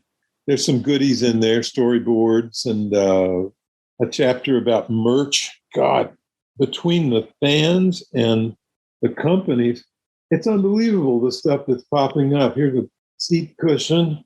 Here's a still just hot off my own drawing board. I'm working on for the back cover, an H3 logo. So that's more or less what it's going to look like. That'll wind up on T-shirts and hats and stuff, Fan art galore, unbelievable stuff. Here's something, hand-painted thing somebody gave me at the last show I went to. It's exploded just in the last couple of years. I know you've gotten 1,000 questions about Season of the Witch over the years. Did you have to do any research, or was this all from memory? I spoke with several people involved. Don Post, the mask maker. I spoke with Nigel, of course, is dead. I spoke with his biographer, Andy Murray, but mostly from memory, yes. I corresponded with John Carpenter about it. He was very encouraging, basically said, you must reclaim your movie, Would have spoken with Deborah, but of course, bless her heart, she's departed. I'd had some conversations with Dean last year, so I was pretty fresh on his thoughts. Of course, a major contributor to the success of the movie, in my opinion, Dean and his crew. That was really comforting to come into a situation where I'd worked with an awful lot of the crew already. I'd been in the trenches with them, so I felt their encouragement. It's like, one of our own came up and is now directing, so we're pulling for you. That feeling was very strong. So when is this book out? Hopefully by the time you are broadcasting this, it will be out. And if not, soon after that. Because of all the merchandise and fan art, we're wrestling with making sure we've got everyone's permission to show their stuff. We've cleared all there's a nice treasure trove of stills, behind the scenes stills from the movie. And those are all cleared from Universal, but there's still homework to do on all this cool fan art. Close call, but hopefully it'll be out by Halloween. Is this Bear Manor Media that's putting it out? Yes, it is. Oh, good. I know Ben's a huge fan of Halloween 3. He's been very supportive and just accommodating, and got my fingers crossed that it'll be a good show. Well, Tommy, it is always so great talking with you. Thank you so much for your time. My pleasure. My mind is kind of a blank right now. You can hear the wind whistling through here. two things maybe I can say. One is it's very gratifying to have this movie be, I'll use the word redeemed after all these years, to get the respect and the attention it's been getting is really gratifying, and kind of has a healing effect too on an old wound, because it really hurt when it came out and was not received well. So that I definitely want to express, and also just generally to all the people who like this movie and care about it and have said such nice things to me about this movie and other movies that I've participated in. Thank you. Thank you so much.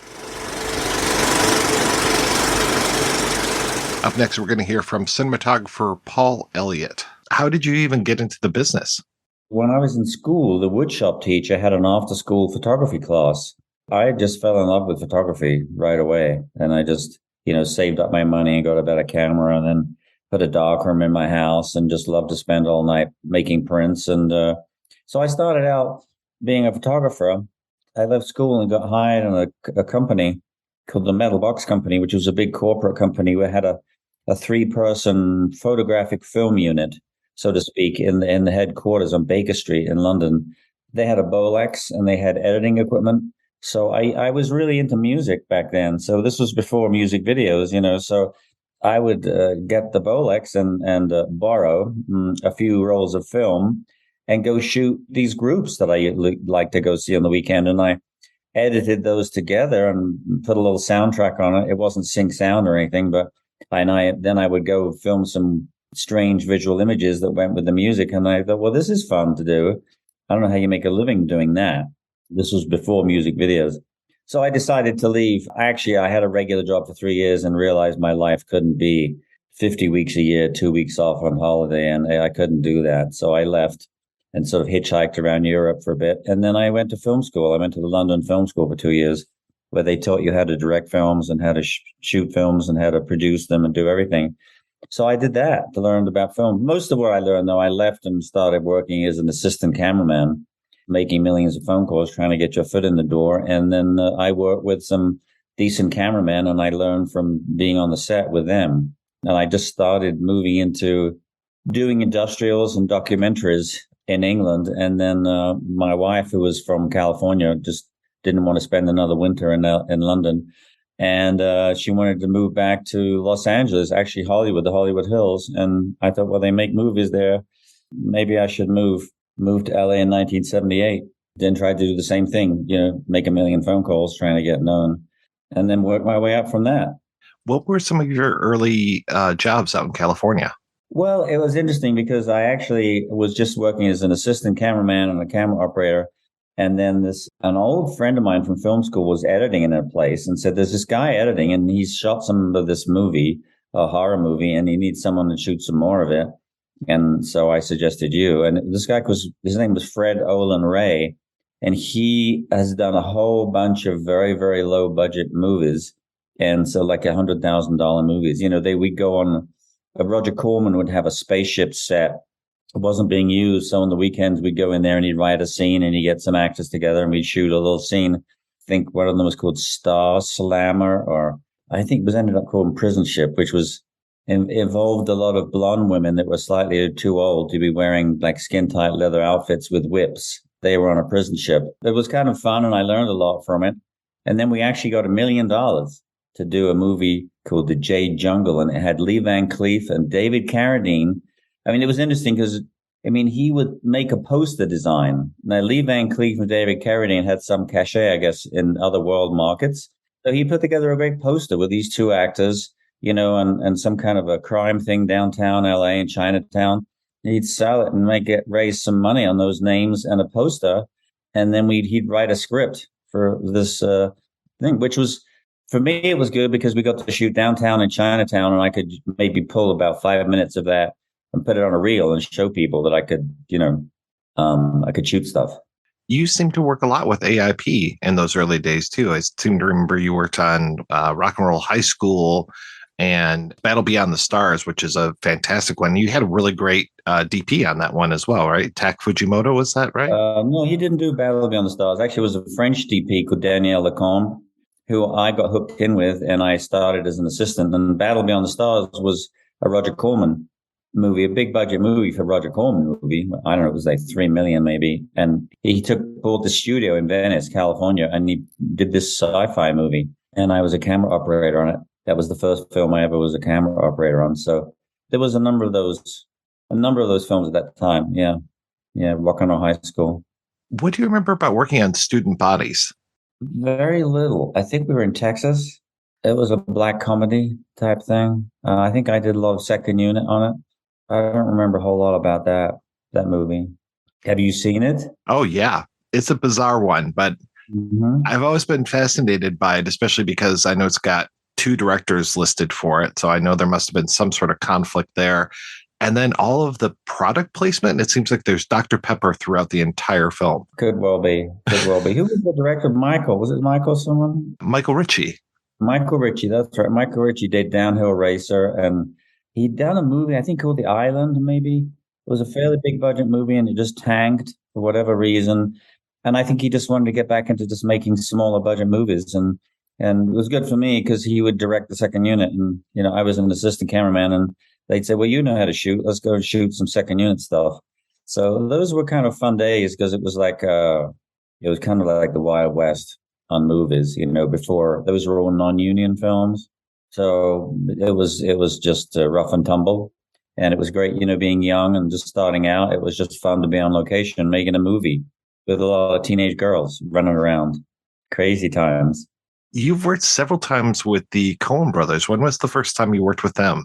Well, the first one I did was the Hudsucker Proxy with Paul Newman. And we had Roger Deakins was the DP, and we had the same agent at the time. And he had asked his agent, who did he think? Because we did about 5 weeks of second unit. And actually, Sam Raimi was directing the second unit on that.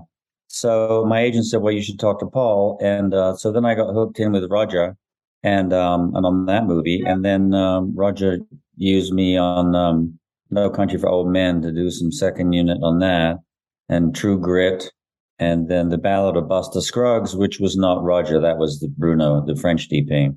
They're great to work with. They're just very smart. Their film sets are so calm and so quiet, and they know exactly what they want. And Roger, of course, is a brilliant DP. So getting to work with him, I mean, the most I learned was on the Hudsucker Proxy because there was a lot more to do on that. And we had these fantastic sets. Dennis Gassner was the production designer who did these fantastic sets. So it was a real pleasure. And Sam Raimi is a really fun guy and very smart to work with. So we had these montage sequences that were all storyboarded, and we go off and shoot those. And I got to shoot some sequences in black and white, which is quite rare, which was a lot of fun because you could test a lot of filters, color filters. And there's a whole kind of montage of the hula hoop craze, that Tim Robbins comes up with this brilliant idea of. He draws a circle on a piece of paper, a hula hoop. We did the sequence of the hula hoop craze is sweeping the world. So I don't think it's in the movie actually, but we did a couple getting married, hula hooping. And then we had even in deepest, darkest Africa, and they brought in 2 elephants into a stage, and they dressed the stage as the jungle. I mean, they did a great job. They brought in these 2 elephants and they trained them to swing the hula hoops around with their trunks. And then they had 2 donkeys with them. And I think the problem was for whatever reason, they had 2 white people with blackface makeup. Maybe that was because of the time, the newsreel, or they thought it was comedic, or I don't know what it was. But I think that it never made the final movie, which was a pity because it was, well, I don't know. For me, it was fun to shoot 2 elephants and make it look like a jungle in the studio in Wilmington, North Carolina, hula hooping with their trunks. Sam Raimi played I forget now what it was, but he was like in an institution, an insane institution, and he's in a straitjacket. And he played the guy in the straitjacket. And it was really funny because we're on the studio and the big producers come visiting North Carolina and come to meet Sam on the set. And Sam's in a straitjacket. So, I mean, they all found it very funny. But, and actually the thrill for me was, I was shooting another movie in LA and they waited for me to finish for a week till I could get down and do the second unit. And the first thing I ever did was with Paul Newman in a maximum security prison in North Carolina. And he was the best. He was just the nicest guy to work with. And they kept they kept asking are you ready, Paul? And he would say yes, and I would say yes, which was confusing. So I said to the AD, I said, okay, let's get this straight. That's Paul Newman. You call me anything else, but if you say ready, Paul, it means Paul Newman. You can call me Buddy or whatever you want to call me. But and it was a great moment, because to get into this prison, we had to, they searched your pockets and nothing. You couldn't have any keys or anything.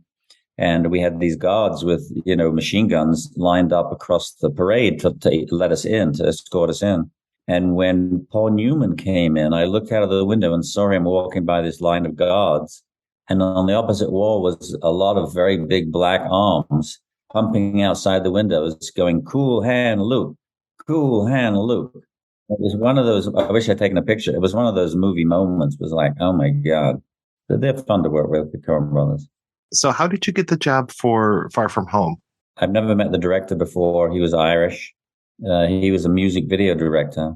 Don Borchers was the producer who had actually done a film where I'd been an assistant, a Ken Russell film years before called Crimes of Passion, which is another interesting movie. And that was an English DP called Dick Bush, who I used to work with. Anyway, I know Don was on that.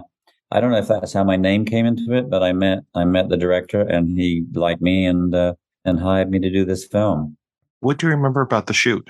Personally, I'd taken another step forward in my creativity, and I'd learned from the previous films, and every one you try and learn and get a little better. And it was a fantastic location. It was in Gerlach. I just watched the film again because I hadn't seen it in there, and it's a Gerlach and Empire. And I don't remember the trailer park that they built. I don't remember if that was actually an Empire or Gerlach, but that area was where they do the Burning Man festival.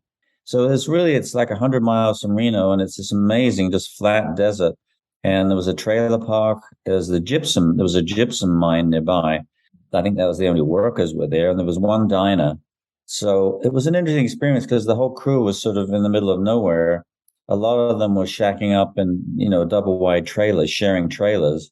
And we'd all go to the diner for, lunches and breakfast and dinner. And that was the only place anyone could ever go. So everybody was sort of tight on the crew because you spent all your time together. In fact, while we were scouting, there was an amazing hot springs in the desert. So the director loved it and used that in the movie. It wasn't in the movie. So people would on weekends, people would go out there and just go skinny dipping out. This was the 80s. Go skinny dipping out in this hot springs, and take drinks and something. So everyone got really close. The crew was close. I enjoyed it. I enjoyed the scenes. I like working with the actors. It was a thrill to work with Drew Barrymore, of course. Matt Frewer, who played her father. I mean, Jennifer Tilly was in it. Susan Tyrrell, I thought, was great in it as the crazy mother who gets electrocuted with the fan in the bathtub. She was terrific. I don't. Did you ever see Fat City that she was in? That is so good. I think she was nominated for Academy Award for that, but she was great. So it was a fun movie to do. I like the director. I like the visuals. And mostly, I mean, when I look at the film again, it was such a great location. It wasn't like you went half an hour outside of Los Angeles to a trailer park. You were really in the middle of nowhere. And we did a scene, I think, when Drew first goes to go swimming in this above ground swimming pool. And we had a crane and we did a 360-degree shot, which she goes in the pool, and then you could see the entire trailer park, and you come back on her going in the water. It sort of showed how alone she was in this bizarre place. Well, you couldn't often do that if you're faking the trailer park. I mean, you could see it everywhere. And the desert was fantastic to shoot on. I mean, it was hot. It was like 110 degrees out there in the afternoons, but visually, it was great to shoot there. We did shoot with a very wide lens. It was a 9.8 millimeter lens. I don't know if when you see the scenes where there are some Steadicam shots on a 9.8 millimeter, they're supposed to have sucked the gasoline out of these old abandoned cars. And we shot these Steadicam shots with this very wide lens, which looked really interesting with these old cars in the desert. And we used the same lens when we intentionally were in Susan Tyrrell's house with her two kids, where she's screaming at them and they're throwing fish fingers at each other. We shot that with a 9.8 millimeter lens too, which gave it a really distorted feel. I think it went with the scene very well. And I remember the director had intentionally made up some fish fingers that were like 4 times normal size, so that when they threw them, you could really see what was happening. So it was pushing that, he came from the music video world, so he was very visual. There's one scene where we're on top of a microwave tower, which I know was very problematic because it was in the middle of nowhere on this tall metal structure. We came back from lunch and we saw in the distance this dark storm cloud coming towards us. And the AD was wanting us to go back to work. And I didn't feel safe sending the crew up there. And in fact, I overheard him say on the walkie-talkie, well, let's get the crew up there, but don't send Drew up there yet. It's not safe. So I figured, well, if it wasn't safe for Drew, why is, and it's a metal structure with a metal rung ladder that only one person gets up or down at a time. And so I talked to the two guys that work there and I said, excuse me, but if you see clouds like this come along, what do you do? He said, we get in our cars and drive away right away. We leave. We don't even close the gates. So I said to the AD, I'm not going up there. I'm not going to send the crew up there. And in fact, this cloud came through and just tore everything apart. The winds was like a little dust devils. And it went through and about half hour later, it was clear and we went back up and shot. And the factory, there's a factory, an old abandoned factory that was interesting to shoot in too. I don't know. I think they processed silver in this place. I never quite knew what it was. It was huge and abandoned. And we used it because we found it when we had to really stage it there. And in fact, Drew could have almost died there because it was very unsafe. There were a lot of holes. It was a big cement structure. It was dusty, windy, and we filled it full of smoke for the scenes. You know, there was a scene where she's hiding around the corner, and the stunt people made sure they had a harness on her for safety. Thankfully, they did because she stepped back and almost fell down a hole, which would have meant falling maybe a few stories down onto concrete. And she was stopped from doing that by the harness that was on her. That would have been bad. It's an odd movie now when you look at it, isn't it? It's an odd movie. It's odd, but it's very compelling. I didn't know what to expect the first time I watched it and was very happily surprised by it. Well, I think the actors are all good. You know, the story is somewhat predictable, but I think the kid was good. You know, the two boys, Andras, who plays, you know, the good-looking bad kid. Well, you think he's the bad kid, but he's not. The other one, Pinky, who has his mother on ice in the trailer watching TV all the time. Anthony Rapp, played Pinky. He was good. I mean, I really had a good time on the shoot, I must say. Yeah, I really picked up on that wide angle lens inside of Susan Tyrrell's trailer. That really did help make that scene even more strange and awkward.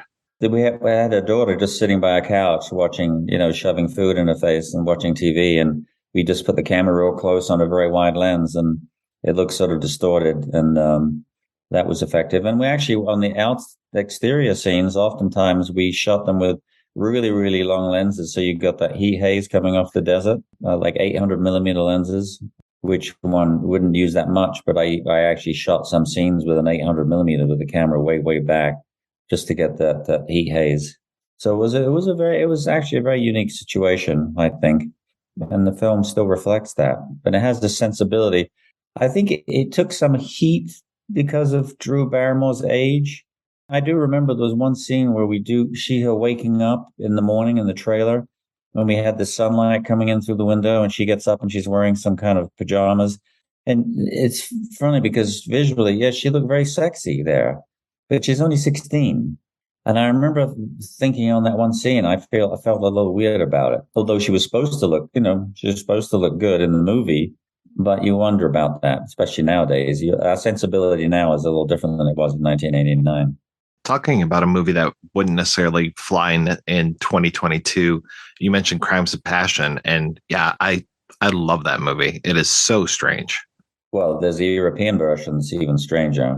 Yeah, because there was some stuff that they cut out. But Ken Russell was a wild man. You know, I remember we have one scene where Kathleen Turner takes this police officer and she handcuffs him to a radiator in this motel room. And she is in her leather outfit, and with a truncheon. And she's riding him on top with these shoes, which had these steel spikes on them, She was going crazy. And Ken Russell brought in these massive speakers and played deafeningly loud music while we were shooting this scene. And the only people allowed in the room he was operating the camera himself, and I was the assistant next to him. And he was going crazy with the zoom lens, and he was having them go more and more and more. And actually, he was playing Bartok, some discordant Bartok music, but deafeningly loud. And then Kathleen Turner said, "That's it. That's it. I'm not going to do any more." And Ken Russell wanted to do more, and she stormed off the set. She said, "No, that's it. I'm done." So that was one sequence I think that was severely edited for the American version. And being in a room with Ken Russell, just being in a room with Ken Russell with this loud music, with the two of them going at it, was a bizarre moment. He could be really mean. I think he fired the production designer in the middle of a street scene in Hollywood. He just screamed at him, was waving his cane at him, get off my set. So he would be kind of mean. And then I think he'd have a couple glasses of wine at lunchtime, and then he'd be really nice and friendly in the afternoon. So he was a strange man. I remember we had Anthony Perkins outside of Kathleen Turner's apartment, and this was in like Beechwood Canyon. We did a night scene, and Anthony Perkins is in the bushes, sort of secretly watching her apartment. We lit this whole night scene on the street, and then we went in for close-ups of Anthony Perkins, and it was a Friday night, so basically everyone was striking the lights because we'd finished with the whole street scene, and we did the close-up, and then we finished, and then Ken Russell turned to Dick Bush and said, "Oh, Dick, I think I need a shot of the street without the car in it. Would you mind doing that? You don't need me, do you? I'll see you Monday. Okay, have a nice weekend, old boy." And the whole crew was really pissed because we had to then go relight the entire street without the car in it. Now, you think he could have figured that out before, but it seemed like he did it on purpose or something. He seemed like because he wanted to just mess with people. I mean, Dick Bush wasn't very happy on that because, but you have to do what you have to do. So I don't know. He could be very nice. He was a strange man. Actually, he got married on the Queen Mary. He had an American wife, and Anthony Perkins got some kind of marriage license certificate. So Anthony Perkins married them on the Queen Mary, and we had quite a nice party. What are you working on these days? I'm just starting to do a series for AMC. It's called Dark Winds. We did the first season last year. It got a lot of great critical acclaim, actually. It's a Native American Navajo story. Tony Hillerman wrote these books about this Joe Leaphorn, who's a Navajo detective. It's set in the 70s. So we did this first season, and it did well. And so we're doing a season 2. We're just starting that. We shoot it in about 3 weeks' time. We start shooting.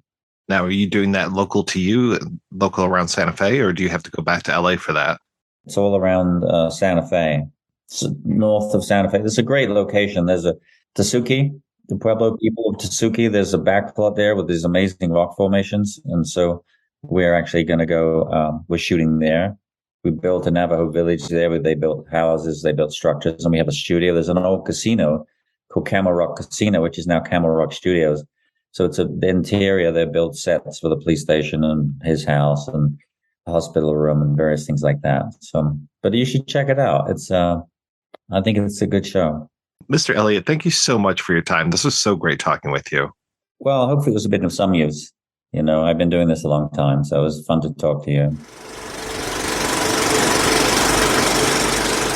Rounding out our interviews, we've got producer Donald P. Borchers.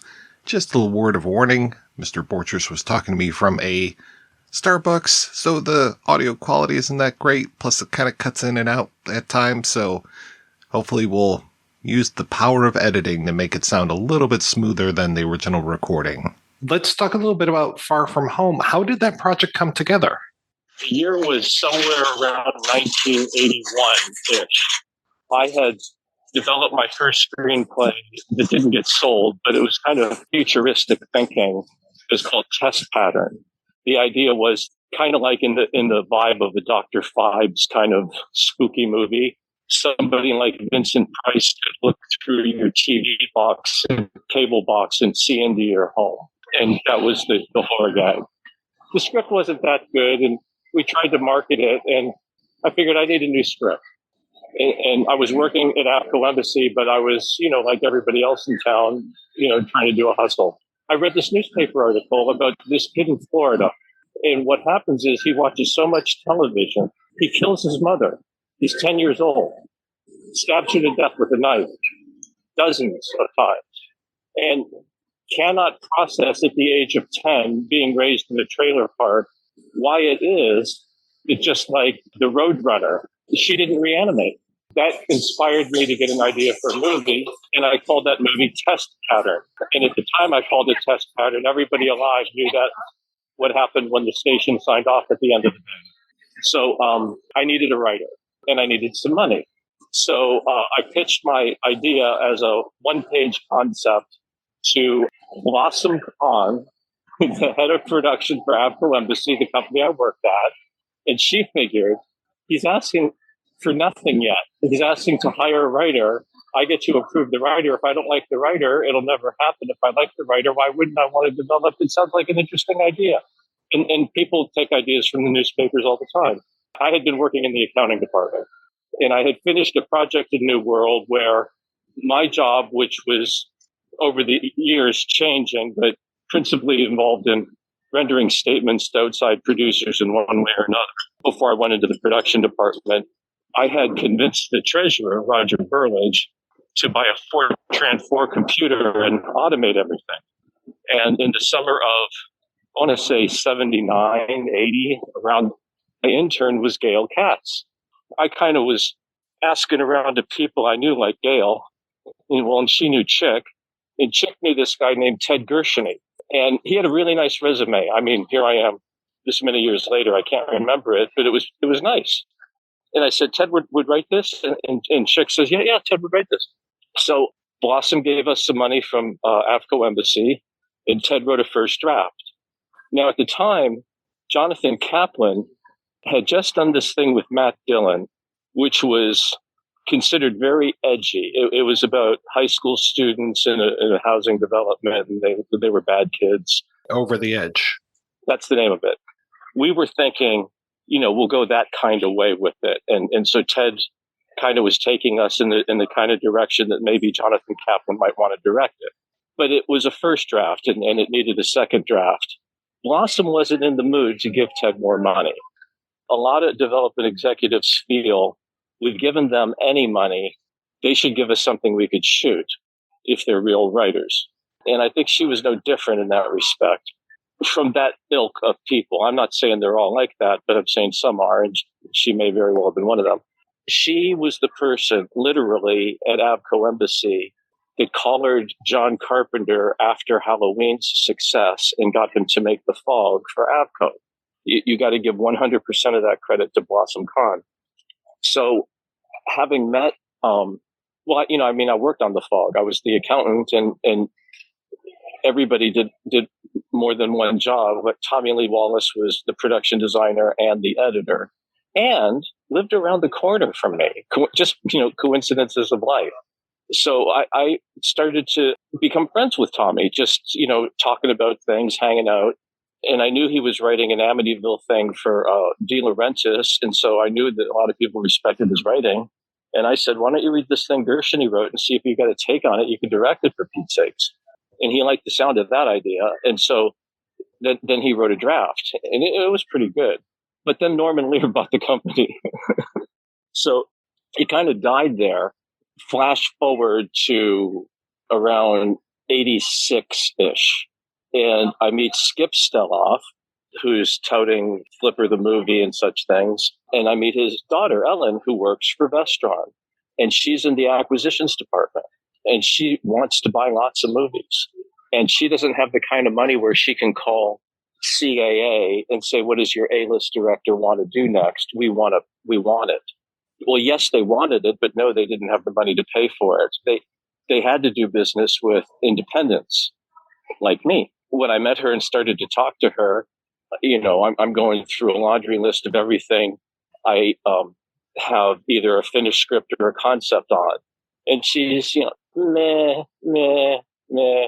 And so then I say, Test Pattern, Tommy Lee Wallace. Now, at this point in time, it's still owned by Avco Embassy, who, to make matters worse, now actually belongs to Dino De Laurentiis. That's a story unto itself. He now owns the old Avco library of developed properties. I got to go get the rights. I don't know Dino De Laurentiis, and I have no reason to believe he'd return a phone call if I had placed one to him. If you go to producer school, which there really isn't a good one, what they should be teaching you on day one is producers are not in the business of granting options.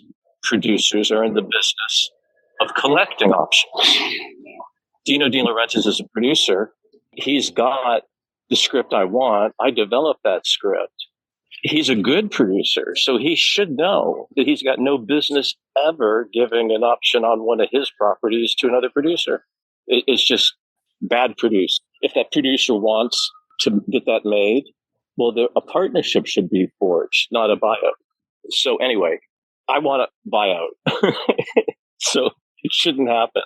So I remember all the jobs I've ever had. And one of the jobs I had was being a tour manager at Cartan Travel, which required that over the course of less than 12 months, maybe 8 months employment with them over a period of a few years, I had spent the better part of maybe 6 or 7 calendar days inside their home office in Chicago. It was a real treat when you got to go there and meet everybody and walk around and get free Cokes out of the machine and things. I really remarked one day when the vice president of the company sits me down, gives me a free Coke, holds it up and says, "It's the little things, you know?" And then we both look out and his secretary is getting a dozen red roses delivered. My takeaway from it was, that's the button you want to push if you want to get her to do something for you. And I remembered that. So here I am trying to get test pattern made, knowing that I can sell it to Vestron, but Dino owns the rights. So my first order of business was to call Dino. And what's going to happen is whoever screens his phone calls is going to answer. The fact that she's being paid to screen the calls, she knows the lay of the land. She knows who to send through. And it's not like today when you have email, you know, like where you could just send an email directly to Dino. I mean, you can't, he's dead, but right. But to whom it may concern, and they may very well see it. They may very well see that email, you know, because they may very well not have their email all screened. Most talent agents don't particularly have their email screened. I call up and she says, "Who's this?" "Donald P. Borchers." I said, "And who am I speaking to?" And she says her name. And then I say, "Could you spell that, please?" And she spells her name. Well, I already have his address. Before the end of the day, she had a dozen red roses from me. "Thank you for the phone call." And I know I'm on his waiting list.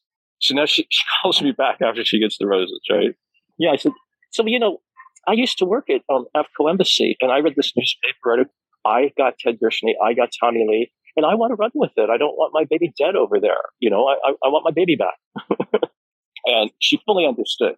Maybe the next day, I get a call from Dino De Laurentiis. "Hey, what's going on here?" He asks me why it is that he should do it. And I think I somehow pull out of my ass that I'm the best guy with movie budgets in the business. You might want me to do a budget for you. You know, you might need a favor from me one day. And I know he's Italian, you know.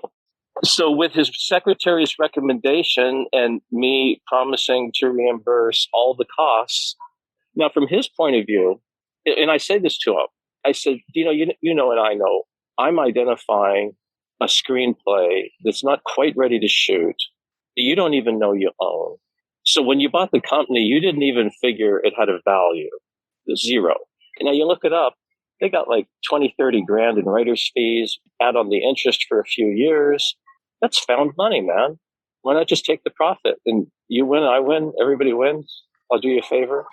The favor came later on a movie. I'll be damned if I can remember anything about it. Anyway, he brought me in to produce a movie for him years later that he ended up changing directors.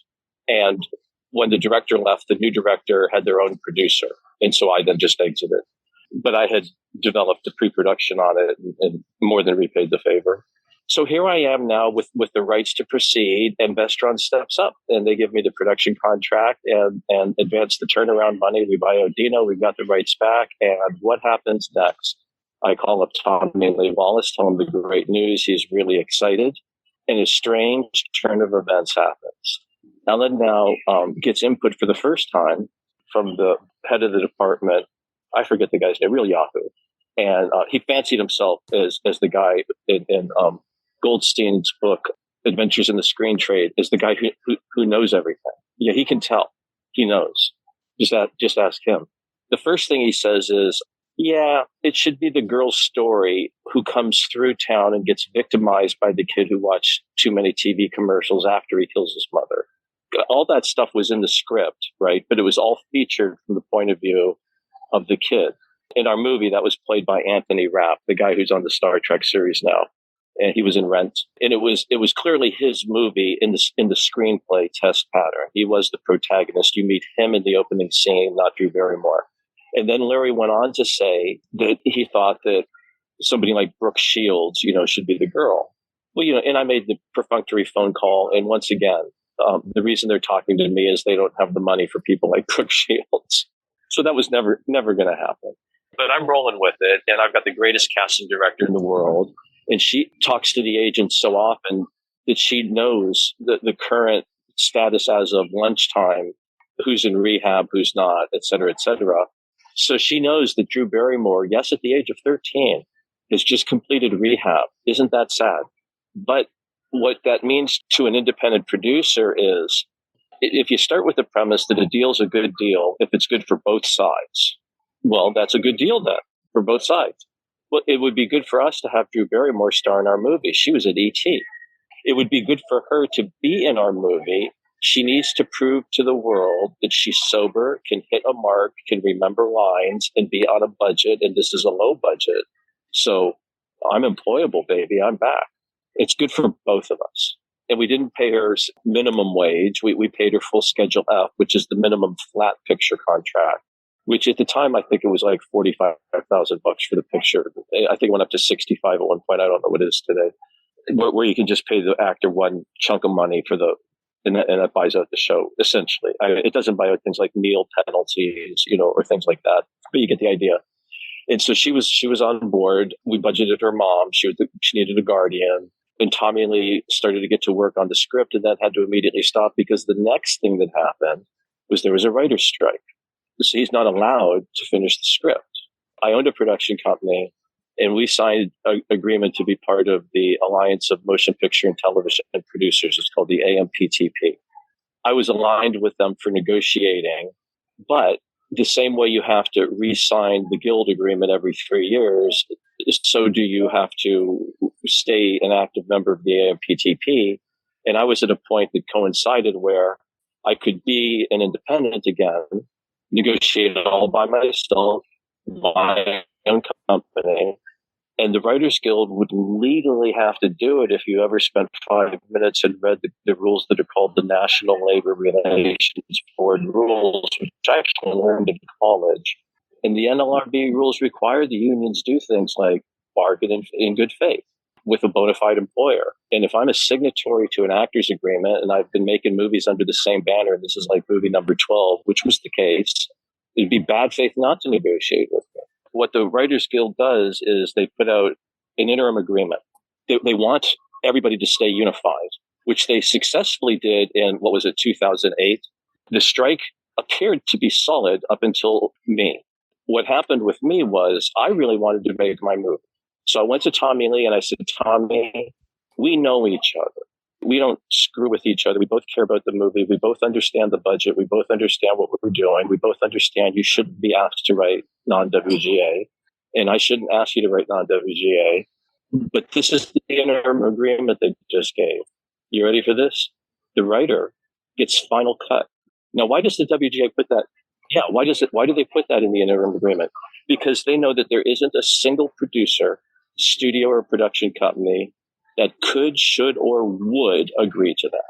So they know they have a non-starter because they don't want to make any fucking independent deals. That's what kills a strike. People aren't going to strike the studios. They're going to work under the table for the studios. Here's the thing about writers. You can't prove the day they wrote. All they have to do is wait till the day the strike's over, then add 7 days to it. And that's the day they wrote the thing they've been writing for 4 months, getting paid every week. And this is the problem with writer strikes. So this is why they could not strategically offer an agreement on my fucking movie that I've been waiting years to get made. So now they have to go through the charade of negotiating. And from their point of view, it's like, what was that Netflix series, Game of Thrones and the Red Supper, where they just like kill everybody in the audience. They're just going to bring in 20 producers at a time at a table.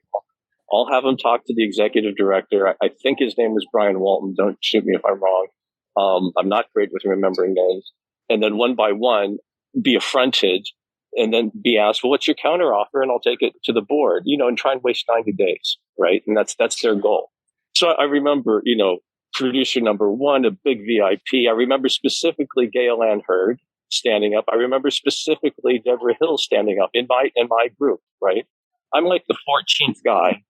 I'm represented by the firm that Linda Lichter's a part of, but it isn't Linda who's there that day. It's her associate, Peter. And all the attorneys have been standing up because the producers are so offended, right? And they're making this argument, that argument. And so I put my hand on Peter's shoulder. I go, no, let me speak for myself, Peter.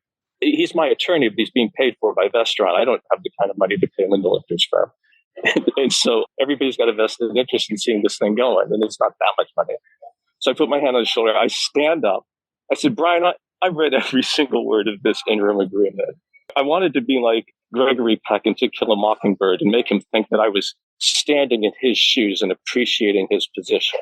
I said, I think I may very well have created the exact same document for the exact same reasons, which is why I'm here to say I'm prepared to accept this agreement as it is, sign it right now, and get back to work before the end of the day. No negotiation. Everybody gasped. Bryan literally fell out of his chair. I mean, he had to pick himself back up. This is the one thing that they knew would never, ever happen. Well, once everybody saw that Bryan then backtracked, I didn't say it was ratified by the board yet. I mean, I'm going to have to bring this back to the board for ratification. I said, well, bring it back to the board for ratification. This is offer made in good faith. And I said, I'm the only one in the room I think that's not an attorney. I think it's called offer and acceptance, sir. You offered me something. I said I agree with and I think I swear a lot. So I think I said fucking word. And Bryan knew me very well because I had my own agreement with both the DGA and WGA. I had the Planet Productions agreement, not the AMPTP agreement. We called them the special low budget agreements. So that he knew me. I stood up, never expected this to happen. Does all that double talking, I'll have to check. And so now Gail Ann Hurd, who is pretty much always the sharpest knife in every drawer, stands up immediately. I agree with Mr. Borchers. I also want this interim agreement. Deborah Hill, she figures out the sham. She's a player. She lived in a Jeep in San Francisco when she produced a movie, for Pete's sakes. I mean, she knows a con man. She jumps up and she goes, yeah, me too. I'm going to take the interim agreement as it is and get back to work tonight too. And so half the people in the room now are with me on this. And Bryan's got a really big problem on his hand. He's got to now come back and report to them that their agreement that they offered was voted down by the board. Not acceptable. They got to start over. And, and the outrage, what are we supposed to do? Counter our own offers? You made an offer, we accepted it, and we're supposed to counter your offer and make it better. So I explained all of this to Tommy Lee, what happened. And he believes me, and he knows Deborah Hill. He worked on that show. She lived in the Jeep. She was with John Carpenter for years. Tommy grew up with John. I mean, that if anybody could call Deborah and check the veracity of the story, Tommy did. He did. And he said, I think his words were something like, and again, I'm paraphrasing, fuck Bryan Walton. And he goes, you get your ass up to location. You bring me up to location with a typewriter. I'm sitting there in Gerlach, Nevada, where, FYI, they set the land speed record. It's just nothing but flat. Gerlach is where the westernmost part of the highway system elbows around and comes back. Nothing comes from the west, passes through Gerlach, and ever goes farther east because there's no road. I mean, you cannot do it. They have Burning Man in that area for all the same reasons. So Tommy's like, just get me up to Gerlach. Nobody will even know I'm up there. I'll just do it. I'll just say that everything I wrote under the original deal. You can just pay me the same money and I'll sell you a script. We'll figure it out. And that's the way we move forward. Luckily, the whole process of making our movie took enough weeks, 2 or 3 months before we got into production, that Tommy went forward in good faith and also in good faith when there was finally a way to get back on board with the WGA. I signed everything back onto it, So everything worked out and we got the movie made. But along the way, once they changed the protagonist and we went with Drew and Tommy's rewriting the story to make it her story, and it's fine. It was a good movie either way. I was happy to make either picture. It occurred to me that the title didn't work anymore. And I'm frantic for the new title because my responsibilities, and I'm not telling the story sequentially, I'm just recounting the important events of pre-production. At one point, and this would have been rather around the same time that the writers went on strike, we needed to name the director. And I needed a new title. I'm driving around in my car around Hollywood, being a rambling, gambling kind of guy and doing my thing and listening to the radio. And I'm listening to 10,000 Maniacs. And they've got a song that's essentially chorusing the words Far From Home. And a light bulb went off in my head. And I said, well, for Drew Barrymore, that's the song. And then the next day I went to work and I wrote a letter to Anne Rice because we had exchanged a few letters. She liked my Ken Russell movie, Crimes of Passion, and I liked her vampire movie and her vampire book and Interview with a Vampire. And she said that she had just finished a new book and wanted me to read Belinda. And I had read that. And so I wrote her a letter back and said, I wanted to be Drew Barrymore's summer book in the movie. So I'm into Vestron and I'm winning all my agendas. I want Drew's summer book to be Belinda. Oh, that's a great idea.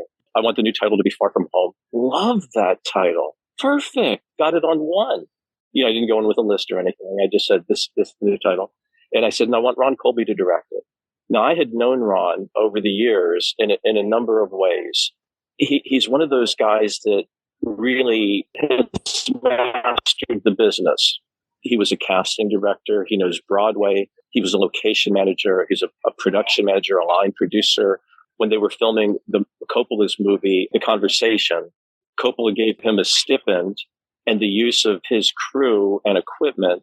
And Ron shot a short called The Photographer, which was screenable at the time. You just book a screening room and he brings his print over and you watch the movie.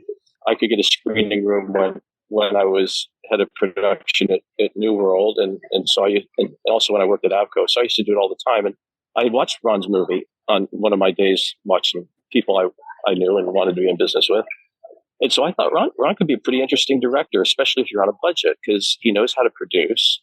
And this just all makes sense. And I had produced Ken Russell, and Ken Russell had produced all those music documentaries for the BBC. He knew what a budget was. So it was really easy working with him to maximize the spend. He wasn't fighting over stupid things or for stupid reasons, which immature directors may not want to comprehend the entire spend and just be childish about something. And Ron, I knew wasn't going to be like that. And I really wanted him to direct it. So they just poo-pooed the idea out of the gate because he didn't have zhuzh. I don't know how to say it. That thing that some people look for that gets them excited. He won the golden, whatever the thing is, at this film festival, whatever it is. Okay, good for him. Okay, but I'm telling you, I know Ron, and I know he can connect with this material, and I know he can knock it out of the park. So I say to Ron, well, that's where I'm at. It's almost like you're going to have God put his arm around you and say, trust me on this, guys. And he says, I could do that. And I said, I bet you can't. He goes, no, seriously. Coppola always said that if he could ever help me get a directing gig, tell him who to call. He says, who do you call? I said, Ellen Steloff. Now, the thing about Skip Steloff is he's a real practical joker. Now, Ellen's not an unimportant executive at Vestron. She's got a secretary, a proper office, a view that you would, kill for. And she's doing quite well. And her dad calls up the secretary all the time and says things like, this is Ronald Reagan, is Ellen in? And so knowing that her dad always says he's somebody famous, who he's not, on the day the phone comes in, this is Francis Ford Coppola. I'd like to speak to Ellen. And you can hear Ellen whine from the next room. Tell my dad I'm busy. And she goes, Mr. Steloff, Ellen's busy. And he goes, I don't know who Mr. Steloff is. Again, this is Francis Ford Coppola. I'd like to speak to Steloff. Ellen, he's insisting he's Francis Ford Coppola, and he's not going away. Sounds like it might be important. I'll put him through. Before he could say, this is Francis Ford Coppola, Ellen, Dad. And he's like, no, this is Francis Ford Coppola. I've been trying to explain this to your secretary. Now, he gives a reference like, and if it's no good, I'll redirect the picture. kind of reference. Like, how could you not have hired after you heard his words? Yeah, not saved for eulogy, delivered right now in person up front ahead of time. And Ellen's boss, this Yahoo, who already mucked up my title and my concept, which, by the way, I think when you're making exploitation pictures, I don't think there's any honor in being true to the original concept. At the end of the day, if you're going to do a slasher movie like Test Pattern wanted it to be, and when I say slasher movie, let me withdraw that, teen angst movie, the way Over the Edge was, the Jonathan Kaplan picture, which was what Test Pattern wanted to be. And then you shift gears and say, I think there's more money into making it a female teen exploitation movie. You put a teen girl in trouble. You add on to that a peculiar marketplace advantage where that teen girl could literally be Drew Barrymore at that year, at that date, inside our budget. Perhaps it was a much better idea than the one I started with. So he says, I want to get a video director like from Propaganda Films who's been making these really hot music videos for MTV, and then the directors go on to make really stylized pictures. I suggested that if you talk to somebody like Mike Nichols, who said, when I directed Day of the Dolphin, I was really worried about all my camera angles. When I directed The Graduate, I was really worried about the performance. You want the camera angles? Yeah, let's go with Meiert Avis. He's interesting. He's available. He's psyched to do a movie. He'll work at the budget range. He'll deliver a picture that'll be really interesting to look at. So if you want the performance, let's go with the guy that used to work on Broadway. And Coppola says, I said, I think the money here, since we have Drew, I think the money's in performance. That's my bet. And I bet on Ron. And they said, well, if you want to make the movie here and not argue about anything, then make it with Meiert. And I said, once again, happy to make it with Meiert. Had to make my argument for Ron because he was my first choice. But everything about Meiert sounds good to me. And I met him, and then he came in and interviewed in front of me and everybody at Vestron for the job. This was before they picked him. But in the interview, what won him over, and I couldn't figure it out. To this day, I really can't figure it out. But I saw it happen in the room, the magic, when he started to explain what the movie sounded like.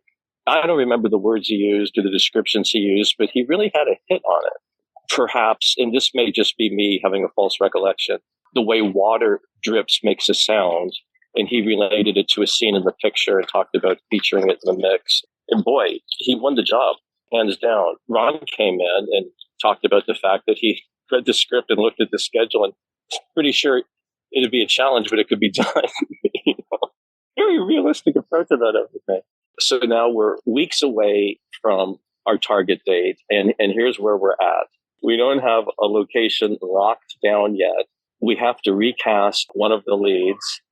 Who was that? Anne Ramsey was Susan Tyrrell, and she was cast. Now, there's a guy who does all the insurance cast physicals for decades, Dr. Don Michelson. All through the 70s and 80s, if you were insuring a movie, you pretty much had your cast person get driven over to Dr. Don Michelson's office on Sunset, pop in and out, and get stamped approved for the movie. So we send Anne in. She gets her cast physical. She becomes insured. And approximately 3 weeks later, she dies of terminal cancer. It's like, how do you miss that, Don? You could have saved everybody some time here. Now, the good news for me was I had a bona fide insurance claim, and I'm nobody's fool. So if we're having problems getting the location or whatever, I think it's pretty much really a function of recasting at this point. That's my disposition. So now with Susan Tyrrell firmly in place, and I'd known her from Angel, and she got nominated for that John Huston picture. Oh, Fat City, yeah. Real actress. I mean, range. I mean, good.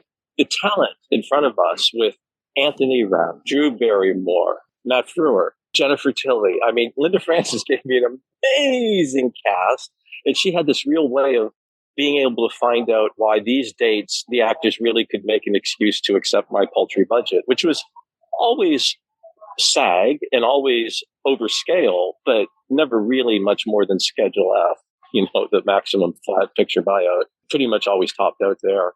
But, for working actors, and it all makes sense. So now how do we nail down the location? Reno seems to make sense for things like the telecommunications tower, driving shots to and from, such things, interiors, building interior sets. But it doesn't really make any kind of sense for a lot of other stuff that Gerlach's pretty much perfect for in every way, except but for the fact that Gerlach at this point in history that year had two brothers, and it had two bars, and one brother owned one bar and the other brother owned the other bar.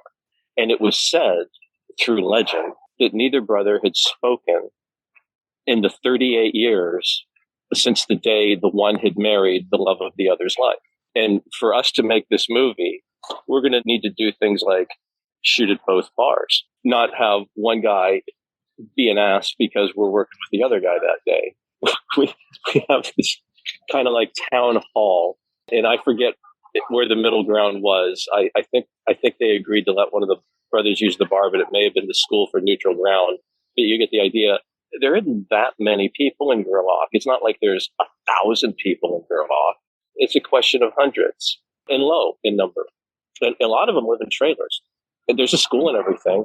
So they all get together and they're going to vote that night. I think it was a bar, come to think of it, because at one point our location manager, Alicia Alexander, she actually pulled her top off to convince these drunken bastards to vote for her. I don't want to lose my job. I need a location by Monday or I'm out of here. And don't you want me to come back? And they all agreed, and we got into the town, and it was very political tiptoe through that town. I mean, the brothers never reunited on our watch. We had heard stories that in the few moments over the decades where one or the other brothers got really bad flu, that the other brother would bring like homemade soup in the middle of the night when nobody could see. But who knows? It's one of those legendary tales of lustful jealousy. So that's where our challenges were, getting the script turned around from the original New World, then Dino De Laurentiis, finding the director, changing the shift in the protagonist, doing all of that under the cloud of the Writers Guild strike, and then figuring that out after the fact. And here's interesting things I learned as production notes producing the movie. The first thing I learned is your budget form really needs to have a line item that can be ignored everywhere except when you're shooting in the fucking desert that says refrigeration. Refrigeration's a big issue in the desert. It's an issue for food spoilage. It's an issue when you just are a smart producer, and I'm not stupid. So the first thing I did was I commandeered the largest standing structure, which was the high school. I put a lease on it. And in my lease, I was allowed to lay plywood over their gymnasium floor and then build anything I wanted on the plywood. So I built all the standing sets that I would need for rain cover. And it's oddly enough, when you're shooting in the desert, it's not so much on a rainy day when you call the cover, although when it does rain, you do call the cover, as rare as that is. It's these dust devil days where these little tornadoes come up and they're going to like turn your car over if you drive around enough. So yeah, we had to go inside and shoot those sets, call cover maybe once or twice. But here's the thing that you learn quickly when you don't know it for the first time and you didn't have that line in your budget. The carpenters, they got to stop working after a couple hours. They're going to like die of stroke. You have to rent these things. They're called forced air units, and they just pummel cold air into a place. And you get 2 or 3 of those babies inside a proper sized basketball gymnasium, and it's 65 degrees all of a sudden. But you're spending gasoline like nobody's business with the petrol running those generators, unless you can power them off. And then maybe you can get the school to not pay attention to the fact that they'll get that electricity bill in a month after we're gone.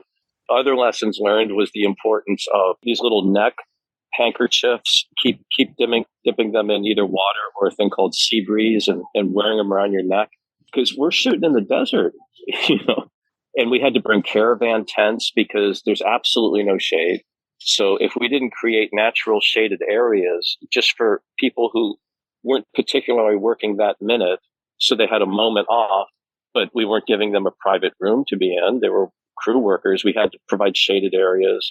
So all of that falls under the title craft service. The craft service budget increases a lot when you go to special needs places. And then I did the stupidest thing, which I never would ever repeat again.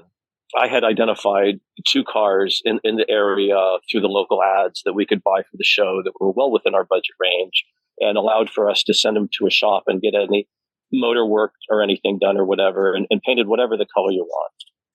They were reasonably boring looking sedans. I mean, I'm not going to make any sales argument for their creative aesthetic. And then you saw the car we actually used in the movie. The director found that like strolling through a junkyard. There was no double on it. And it was nothing but fucking problems the whole damn movie. I paid to put a new motor in at one point, and then the clutch would go. And then, just everything. Nothing about that car ever wanted to work or continuously or when you needed it to. And there was no double on it. So the hero car had to do the driving shots for second unit, a scheduling nightmare. It was on the verge of sending us over budget. That's how bad it was. And I never would make that mistake on another movie ever again. So many issues before you even roll the camera. What's it like as the shoot itself is going? Well, it was a kind of joyous shoot. As you shoot a movie, sometimes you hit production problems. Like when I was doing a movie for Steve Friedman called The Stranger, we kept having a problem making our day because we were in the desert. You get the problem, things go slow in the desert. And so I would call up the writer, Greg Poirier, and then he would take a scene that was 4 pages long and maybe 2 or 3 different sets and make it one scene that was 1.5 pages long on one set, and we'd be right back on schedule. Well, Far From Home was no different. I'm a bit too distant to remember what the exact issues were, but I remember Tommy Lee being furious at the typewriter while we were shooting. He was still typing during week 1. That's a fact. He did get to go home, I think, around the second week or so. So when you're doing that, the new pages that come out, they're colored pages. And there's a hierarchy for this. The script this is the old days. The script starts out on the white pages, and then, maybe 10 pages got rewritten, and they come on a set of pink pages, so numbered. You open your 3-ring binder and you remove page 2 white and stick in page 2 pink. And so now you have a script that's got 2 colors in it, mostly white, a little bit of pink. And then come the blue pages and then the green pages, right? So the joke on our film was everybody's getting along so well. We've got a colored page chart for the Who's Sleeping with Who chart. There was this big hot springs out on the edge of town. And apparently a certain element of our crew used to like to go out there and skinny dip. And they'd hook up right after. And then the production office coordinator was keeping tabs on the chart. And that's the first time I found out about hall passes. I thought you were married. Yeah, but it's a location picture. She does the same thing. Okay. Drew herself was an issue. She's 13 years old. Her mother comes to me and explains a very, very, very delicate situation, which, without getting into the details of it, resulted in me having to send a married carpenter who was about 31 years old, had a wife and a couple kids, home. That put Drew in an immediate bad mood with her mother, me, the production, everything. I can't remember how the conversation got framed. I don't think I was smart enough to just walk up and bribe it. If I was, I would have, believe me. But it somehow got presented to me that if I would agree to take Drew out on the town in Reno, it would give her something to look forward to. So I'm thinking, the only thing on my mind when I get to Reno is I want to shoot some fucking craps. I don't want to babysit Drew, but if that's what'll get us through it. And sure enough, she sparked up. She's smiling on the set again. Everything's getting done. And she makes a couple real confirmatory, if you will, this is going to happen in Reno, right? You're not welching, right? That kind of idea. Those wouldn't have been the words, but that would have been the gist of it that I was taking away. Now we get to Reno, and it's my night to do right by Drew. I go to one of the big casinos where they have a good steakhouse, and I make a reservation, take one of the company rental cars and drive her in, and we have a very pleasant dinner. And even at the age of 13, she wore a black dress. And at the age of 13, she did not look like a 13-year-old in a black dress. And she had makeup on. She could have passed for somebody's wife, I swear to God. Knowing that, and not particularly worrying about things and being a rambling, gambling guy, at the end of dinner, I say, want to shoot some craps? I mean, I'm like dying to shoot some crap. And she goes, sure. We go down to the crap table, and here's the end of the story. They don't even card her. She came into womanhood very early in life, and no one questioned it. And that fulfilled my obligation. She was a good girl up till then, and then a good girl afterwards, and very easy to work with on the shoot. And she accomplished her. I've got a great reference now, and we got a star in the movie, and everybody won. Let me say the relationship wasn't so bad that we would have a couple lunches here and then. And then we did 2 more projects together, one in a meaningful way, Doppelganger, which was she was the lead. And the second one, just as a personal favor to me, which demonstrates that one time we were friends, where she signed on to do a 1-day cameo on my film Motorama, the Joe Mignon screenplay. He wrote After Hours for Scorsese. And based on that, it gave me bragging rights to walk up to people like Flea from Red Hot Chili Peppers and Martha Quinn from MTV and just look at the actors. Everybody in Motorama is recognizable to somebody in the world. That was the idea. And it all started with, well, Drew Barrymore's doing it. What's your problem? Although something turned because when I was approached on the re-release of Children of the Corn as an anniversary disc in 2014-ish, Caleb Waddell said, instead of doing a making of or featurettes, we want to do, your biography. Just hook us up with some people. So I called people like Corey Feldman and Kathy Long, who'd been in my movies, that I could get on the phone. And I reached out to Drew Barrymore and I asked her agent and her manager if she would, let us bring a camera crew over for 20 minutes and just say a couple words. Did 3 movies. She said, no, whatever friendship there used to be, that's long gone, obviously. But that's life. And there it is. I'm just telling my story. How was the film received when it came out? We literally had bookings in theaters, literally, on the weekend that Vestron crashed. They were crashing to the point where, and you can't make this stuff up, they had prints that were ordered, that the lab did make, but that nobody at Vestron followed through with the delivery order to move it from the lab to the theater. The company went out of business that week. So how to do theatrically? We didn't really release. It was a release that at one point, like around a Wednesday, got aborted, but yet the word didn't get out to everybody, so it kind of burped. Ads that were paid for on television they didn't deliver the copy to run. If they just simply followed through, we had a shot. I think it's a good movie. I think it stands. Richard Masur does a spin that's awesome. Susan Tyrrell's turn is awesome. When they have to voyeur in to look inside the room and see 2 adults fornicating. We got real professional fornicators. They're well known in that community. I mean, I cast stars everywhere. I was right about Anthony Rapp. He went on to greatness. Andras Jones, he was like a pepperoni or a meatball or something in a Nightmare movie on a pizza.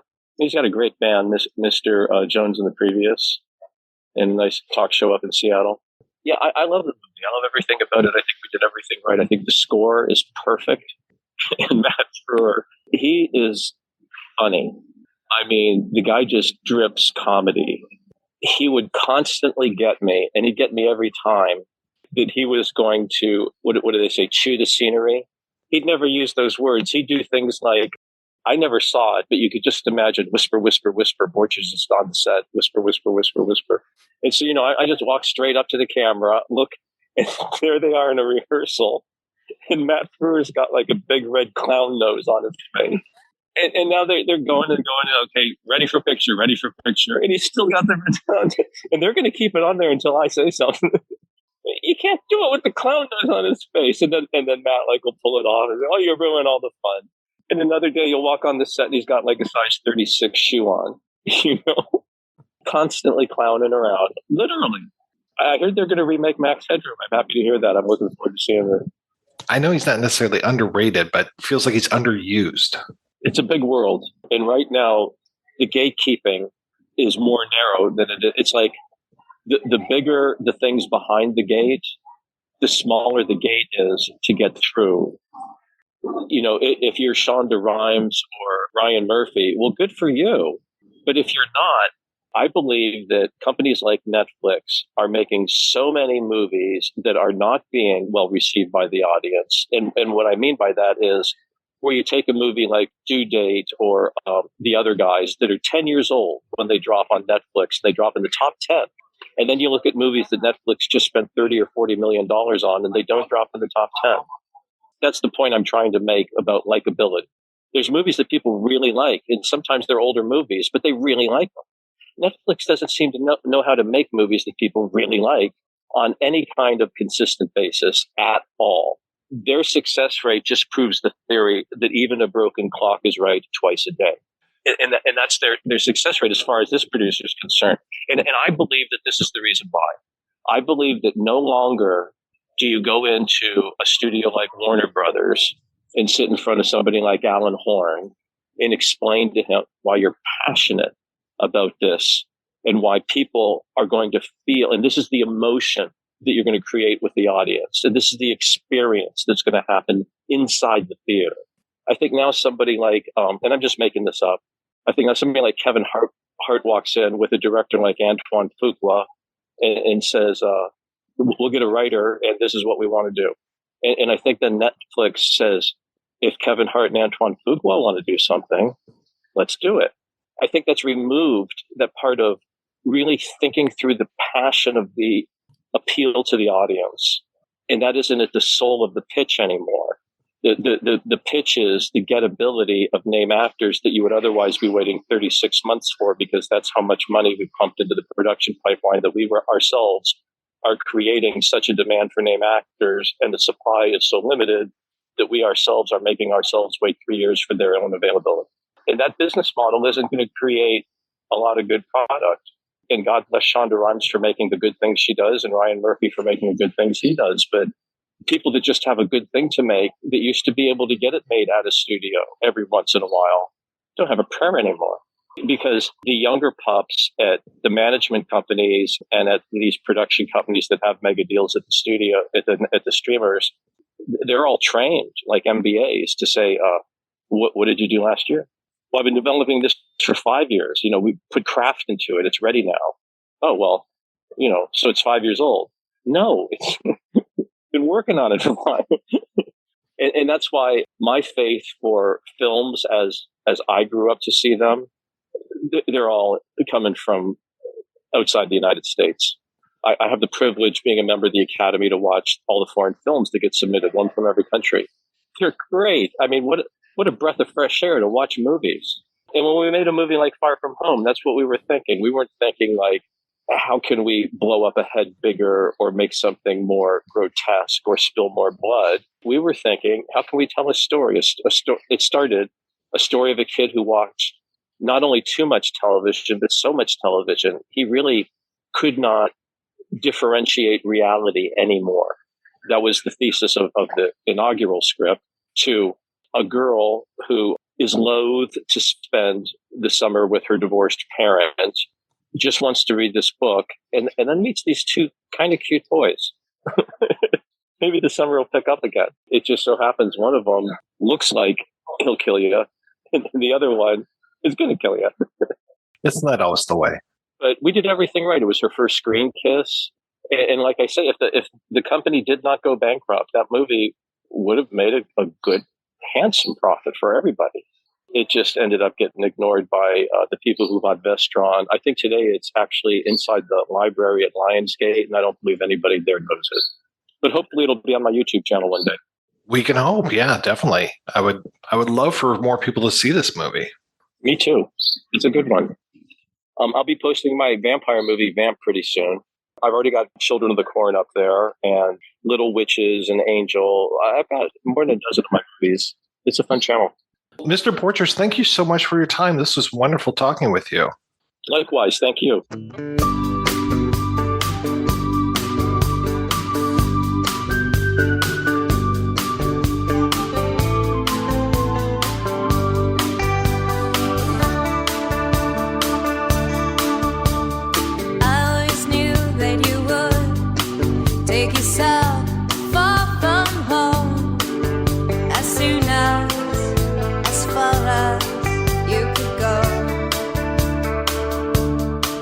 But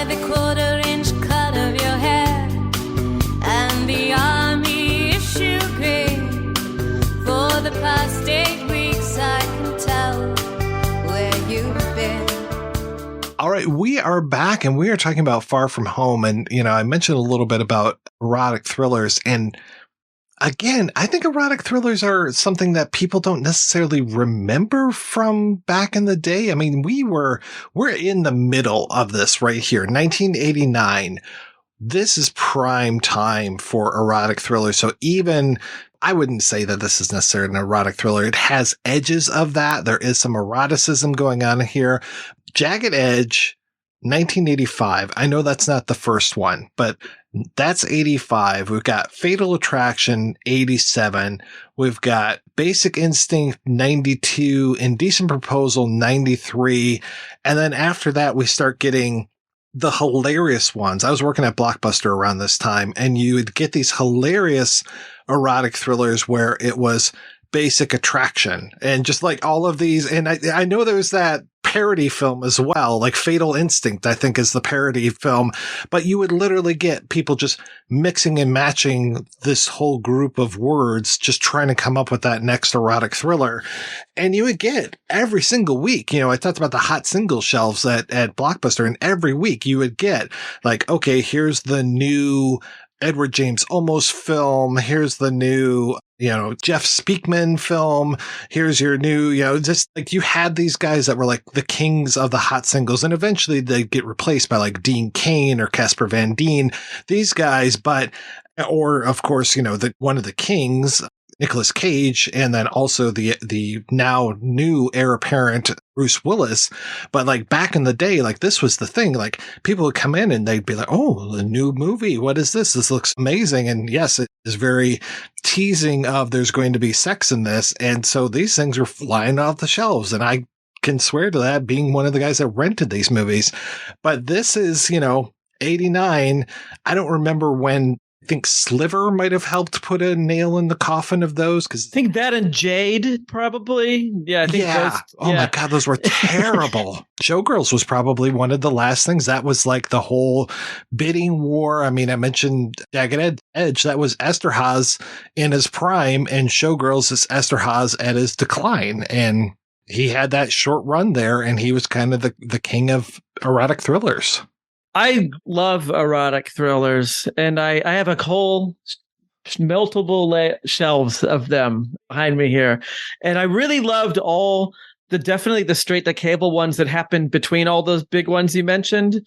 I love Andrew Stevens a lot. And was it the Night Games movies or Night Eyes? Sorry, the Night Eyes movies are great. Bryan is obsessed with these films. He's been talking about them for decades. He loves like the Shannon Tweed, and when him and Shannon Tweed get together, like I really love, oh gosh, what's it called? Illicit Dreams. Illicit Dreams is amazing. Again, one of those titles where like you're not going to remember the names of. I'm obsessed with them, and I never know the names. I just have to look at it.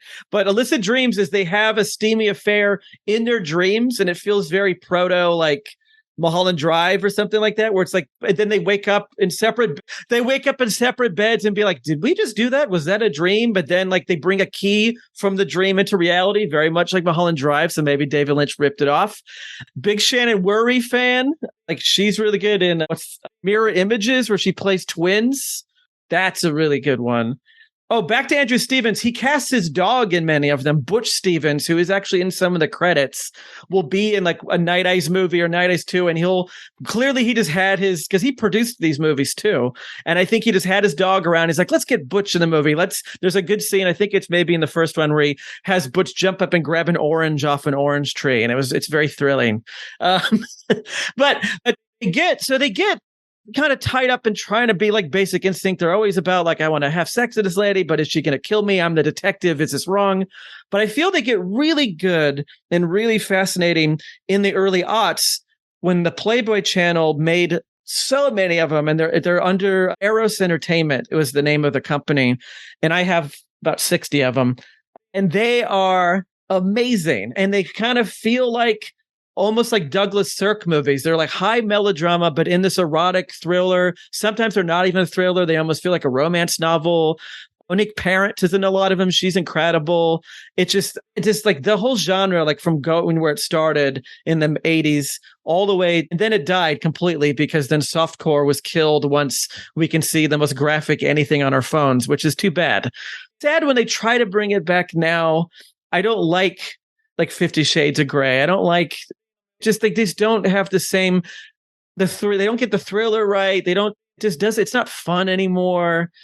But it was like a good genre that I feel it still hasn't gotten the respect it deserves. I feel the erotic thriller, like nerds have obsessed over horror and bought up all the VHS tapes of that, and action certainly now, and like even like weird indie comedies. But I feel erotic thrillers, maybe because it's a shame thing, or people have memories of masturbating it on to Cinemax back in the day, so they feel weird like buying it even off of eBay, because they're really easy to find. If you're into it, then it's a whole world. Like once I got on it, that's like where all my money went for years and years, was collecting VHS tapes of erotic thrillers. Well, before we started recording, you mentioned Justin Bozung, my former co-host and recent star of one of your episodes, and he loved erotic thrillers, talked about writing a book about them because he knows, was it Dan Golden, I think it was, who was involved with Strip to Kill, which we covered that on the podcast. Gosh, one of our very first episodes. So I was, pretty much girding my loins for more of these erotic thrillers. It just kind of never arrived. But, I'm surprised no one has done an erotic thriller podcast or book or something to really give this. I know like even the guys at We Hate Movies were doing a series that they were calling A Side Order of Sleaze, and they were covering some of these, but I think they've done 5 over 10 years. People get burnt out on it. I think what I've been working on in Emmanuel exploitation book for 10 years, and people will often cover like the 70s stuff, but I think once you get into that like cable cheaper stuff, I think a lot of people think they're crap, or a lot of people burn out and think they're the same. It's just not a lot of plot. It's just people having sex. I disagree. I think there's a lot of merit in all of them. And so I think that like these movies are long overdue for someone to write a great book or do a really intense podcast where they go through not just the hits, but like the deep cuts, the ones you've never heard of, because there's literally hundreds of them. It's a lot. Oh, yeah. Well, you mentioned Crimes of Passion. I mean, that one, talk about spankable. That was like my thing. Kathleen Turner was just the hottest thing in the world to me between not War of the Roses.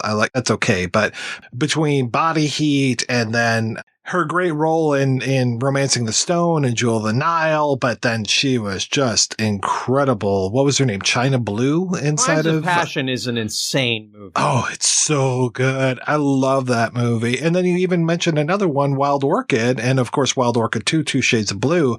I mean, there are so many of these. Yeah, I agree with you because there are some very interesting pit stops along the way. And I would say it's, another one from Ken Russell, Horror, I think would fit right into that as well. And it was always exciting in that era of the height of erotic thriller when a really big director would was able to get the budget to do something like Crimes of Passion, which just looks amazing, Does Eyes Wide Shut kind of the problem with that is it's about a guy trying to get laid and he can't, so it's about impotence. It's the opposite of an erotic thriller, but maybe that's what makes it like so. I feel that Eyes Wide Shut is more like a Blake Edwards film. To me, that's like 10.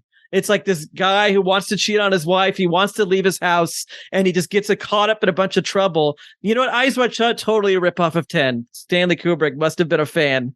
I would love to see a scene in that movie where Tom Cruise has to explain himself on the phone while on Novocaine. It's time to remake both movies as one movie. Let's do Eyes Wide 10. So I'm curious, not to promote another film podcaster here, but have either of you listened to Karina Longworth's erotic 80s series for the You Must Remember This podcast? She talked about Two Moon Junction and Wild Orchid. I've written to her a few times. We did an episode about one of Polly Platt's films, a film she wrote called Good Luck, Miss Wyckoff, that was traumatizing for Bryan. But maybe, and I say that as a trigger warning for anyone who always seeks it out, but it's one of the few films she wrote. And so I wrote, and she had done a Polly Platt thing. So I've written to her a few times to ask her questions and to ask her to be on our podcast, but she's flatly refused. Yeah, same here. I don't know if what she said to me when I wrote to her was just like, I really don't like to speak extemporaneously. I like to read from a script, which I understand. my point is I wrote to her I was like, hey, you're doing erotic 80s. Have you considered doing Far From Home? She's like, what? I've never heard it. You mean the dog movie? So so Fly Away Home is the duck one. What's the dog one? That's Homeward Bound. Homeward Bound, Poland, Far From Home. Far From Home definitely makes this movie seem like it's gonna. That's why I came in thinking it was gonna be like a coming of age family movie. Far From Home is not a good description of what this movie actually is. I don't know what a better title would be, but Far From Home I think is maybe not the best title. Trailer Park Killers.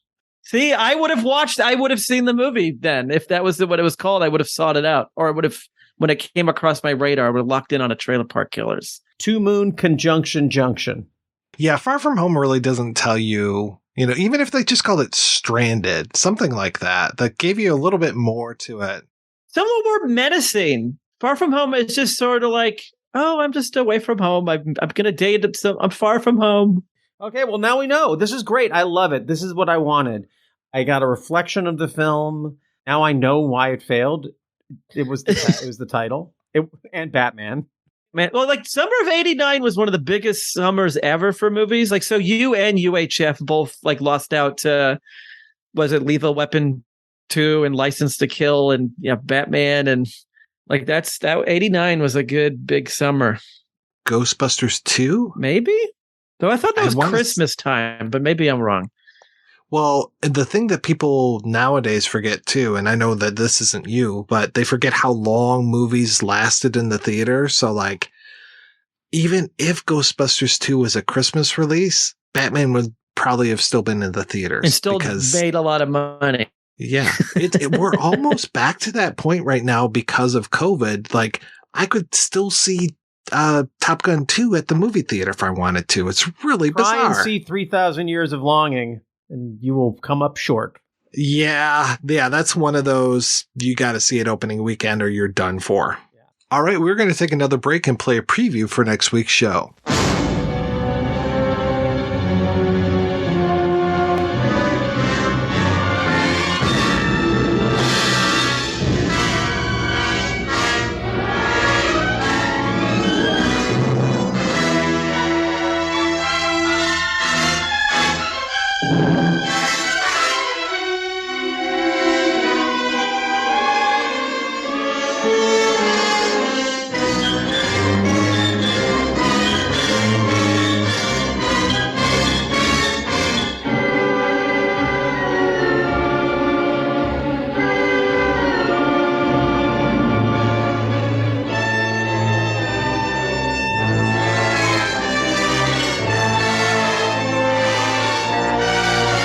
I just have the feeling. That's why I'm going to keep away from you. You know? What? I wonder why I'm like that. Like what? I'm never thinking about anybody except myself. You don't think I'd go without you? You mean that, Stan? Absolutely. You satisfied? Oh, Stan, I don't care for nothing now. Nothing in the world. You're not a regular MD, are you? Of course not. But anything my patients reveal to me is as sacred as though it were given under the seal of the confessional. That clear? All right. You don't have to get on a soapbox. I'm going to be strictly on the level about this whole thing myself. Will you get out of here? I should have known you were that kind of a... It takes one to catch one.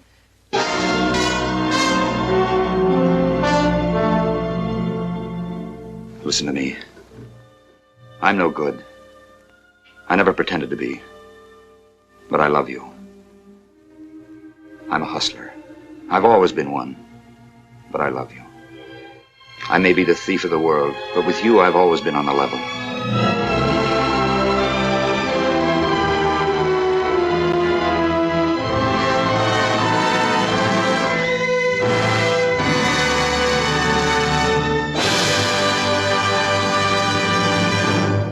That's right. Noirvember continues next week with a look at Nightmare Alley. Until then, I want to thank this week's co-hosts, Bryan and Andras.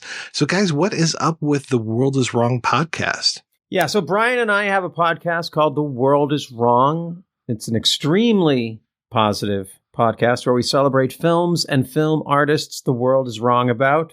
So like this season, we kicked off the first episode of this first season, of our third season, with Tough Guys Don't Dance with your former co-host, Justin Bozung. And I don't know where we'll be at by November. Maybe we'll be at Southland Tales by then, or Hell's a Poppin'.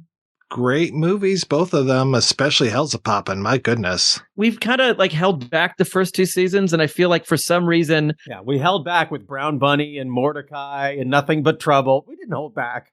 But like the third season, I feel we're really doing the ones that we were like so excited, but we're save it. We got to save it. We got to save it. And Hell's a Poppin' was one that Andras had never seen.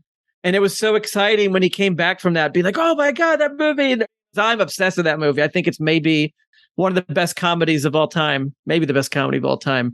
And like on our show, we talk about movies that people hate and we think are actually good, but that one kind of falls in the category of why the fuck isn't Criterion putting that? Why has this never been a real home video release of Hell's a Poppin'?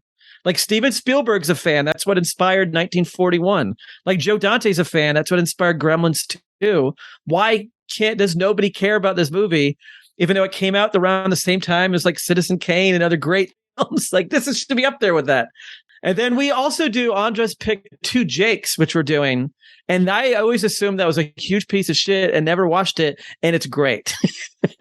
It's not Chinatown, but continues that story. And that is a world that I wish we had 5 Chinatown movies Jake gets. I wish Jake gets had a whole, like he got to be the Thin Man, or he got to be, a character who had multiple films.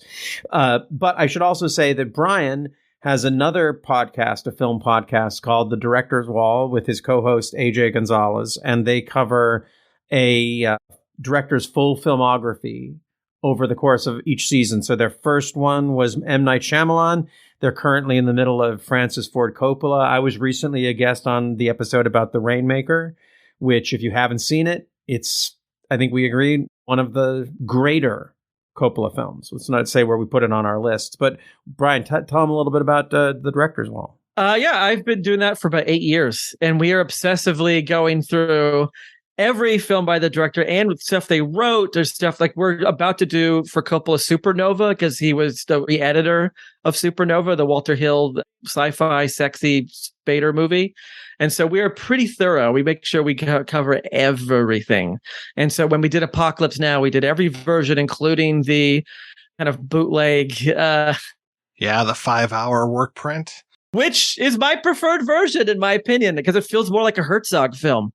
So it's got like all that great Tomita music and stuff. So yeah, check that out. And Andras has another podcast. He's taking a little bit of break on it, but it's called the Radio 8-Ball Show, where you've done what, 700 episodes of that? Like you've been doing that. Well, it was a live show, and yeah. It's a musical divination show where we answer questions by picking songs at random and then interpreting them like musical tarot cards. And we've had guests like John C. Reilly and Patricia Arquette and Weird Al Yankovic and Seth Green. Amazing people. And all of the songs, all the answers are performed by singer-songwriters performing their own music. And we've had some great singer-songwriters on the show. You can find it all at radio8ball.com. And Bryan has another, no, we're not going to, it wouldn't be funny, Mike, if we just kept doing this. And Bryan has no. So if I send it to you, I have a website where people can find out about all my films and music and other things that I've done. If you were one of those people 30 years ago, coming of age, watching this film, feeling yourself, maybe you want to know what I sound like when I sing. Okay. Thank you. Check it out. Previouslyyours.com. And Mike, God damn it. Thank you for just putting, you really inspire me. The amount of work, the fact you read the screenplay for this film, the work, the preparation you put in is really, it should be an inspiration to every other film podcaster. And I mean this as a dig at so many film podcasters who do not put in even the basic amount of work. Listen to what this guy does, people. This is the bar. This is the bar. Well, thanks again, guys, for being on the show. Thanks to everybody for listening. If you want to hear more of me shooting off my mouth, well, wait, what is this? It seems like I got an email from you, Andras, from the future. All right. Like Jerry Springer, we'll let you have some final thoughts here on the Far From Home podcast right after I beg our listeners to please support the Projection Booth via Patreon at patreon.com/projectionbooth. and or leave us a rating and review wherever you get your podcasts at. So, all right, Andras, let's hear what you have to say. Hey, Mike, since we spoke about Far From Home, I've been thinking about Tommy Lee's note that he wanted the character Jimmy to be Jim Morrison, and how young and sincere I was in those days, and how I took Tommy's note to heart, and how doing so led me to return back to LA and tell my agents that I was more committed to my band, the previous, than to my acting, and how that pretty much scuttled my film career and led to a life, well, which is this one, in which one of the things I attempted to do was some kind of, I don't know, Morrisonian revolution through music, which led to songs like Hometown Boy Made Bad, which Don Borchers included in his movie Voodoo. And I was hoping that you'd include this and the link to the YouTube page where people can check out live versions of Hometown Boy Made Bad and a song called Who's Gonna Make It Rain that Don Borchers put in his film Little Witches. Interestingly, we recorded these songs at a club called Smalls, which is no longer there. I mean, the place is there, but it's no longer called Smalls. And it's right across from the Paramount Studios lot. And in the mid-'90s, when we recorded this, it was right after Madonna took a bunch of pictures there to promote her sex book. So there's your end of the millennium snapshot. Make of it what you will. It's after midnight. We're in Los Angeles. And that means that if you are driving around tonight after the show and you tune your station to your radio to 90.7, you'll hear about how the world's really much worse than you think. And that's what this song's about. My country, 'tis of thee, sure looks like Germany, 1933. Prepared for genocide, shrouded in foolish pride from every mountainside. Let free down.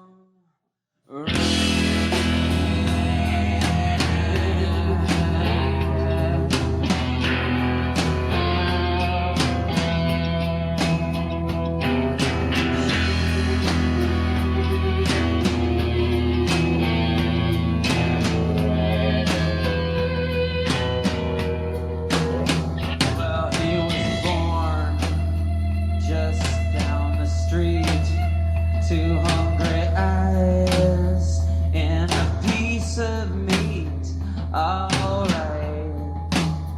He loved his mother and no baby's dead. And then the hometown boy made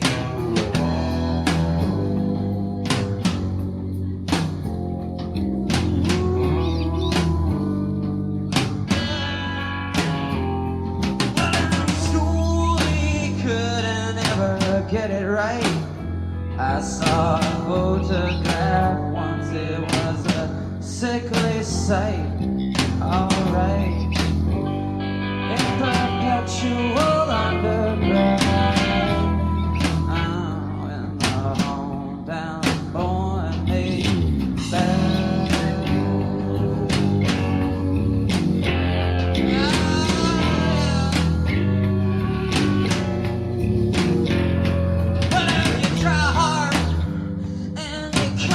Trade.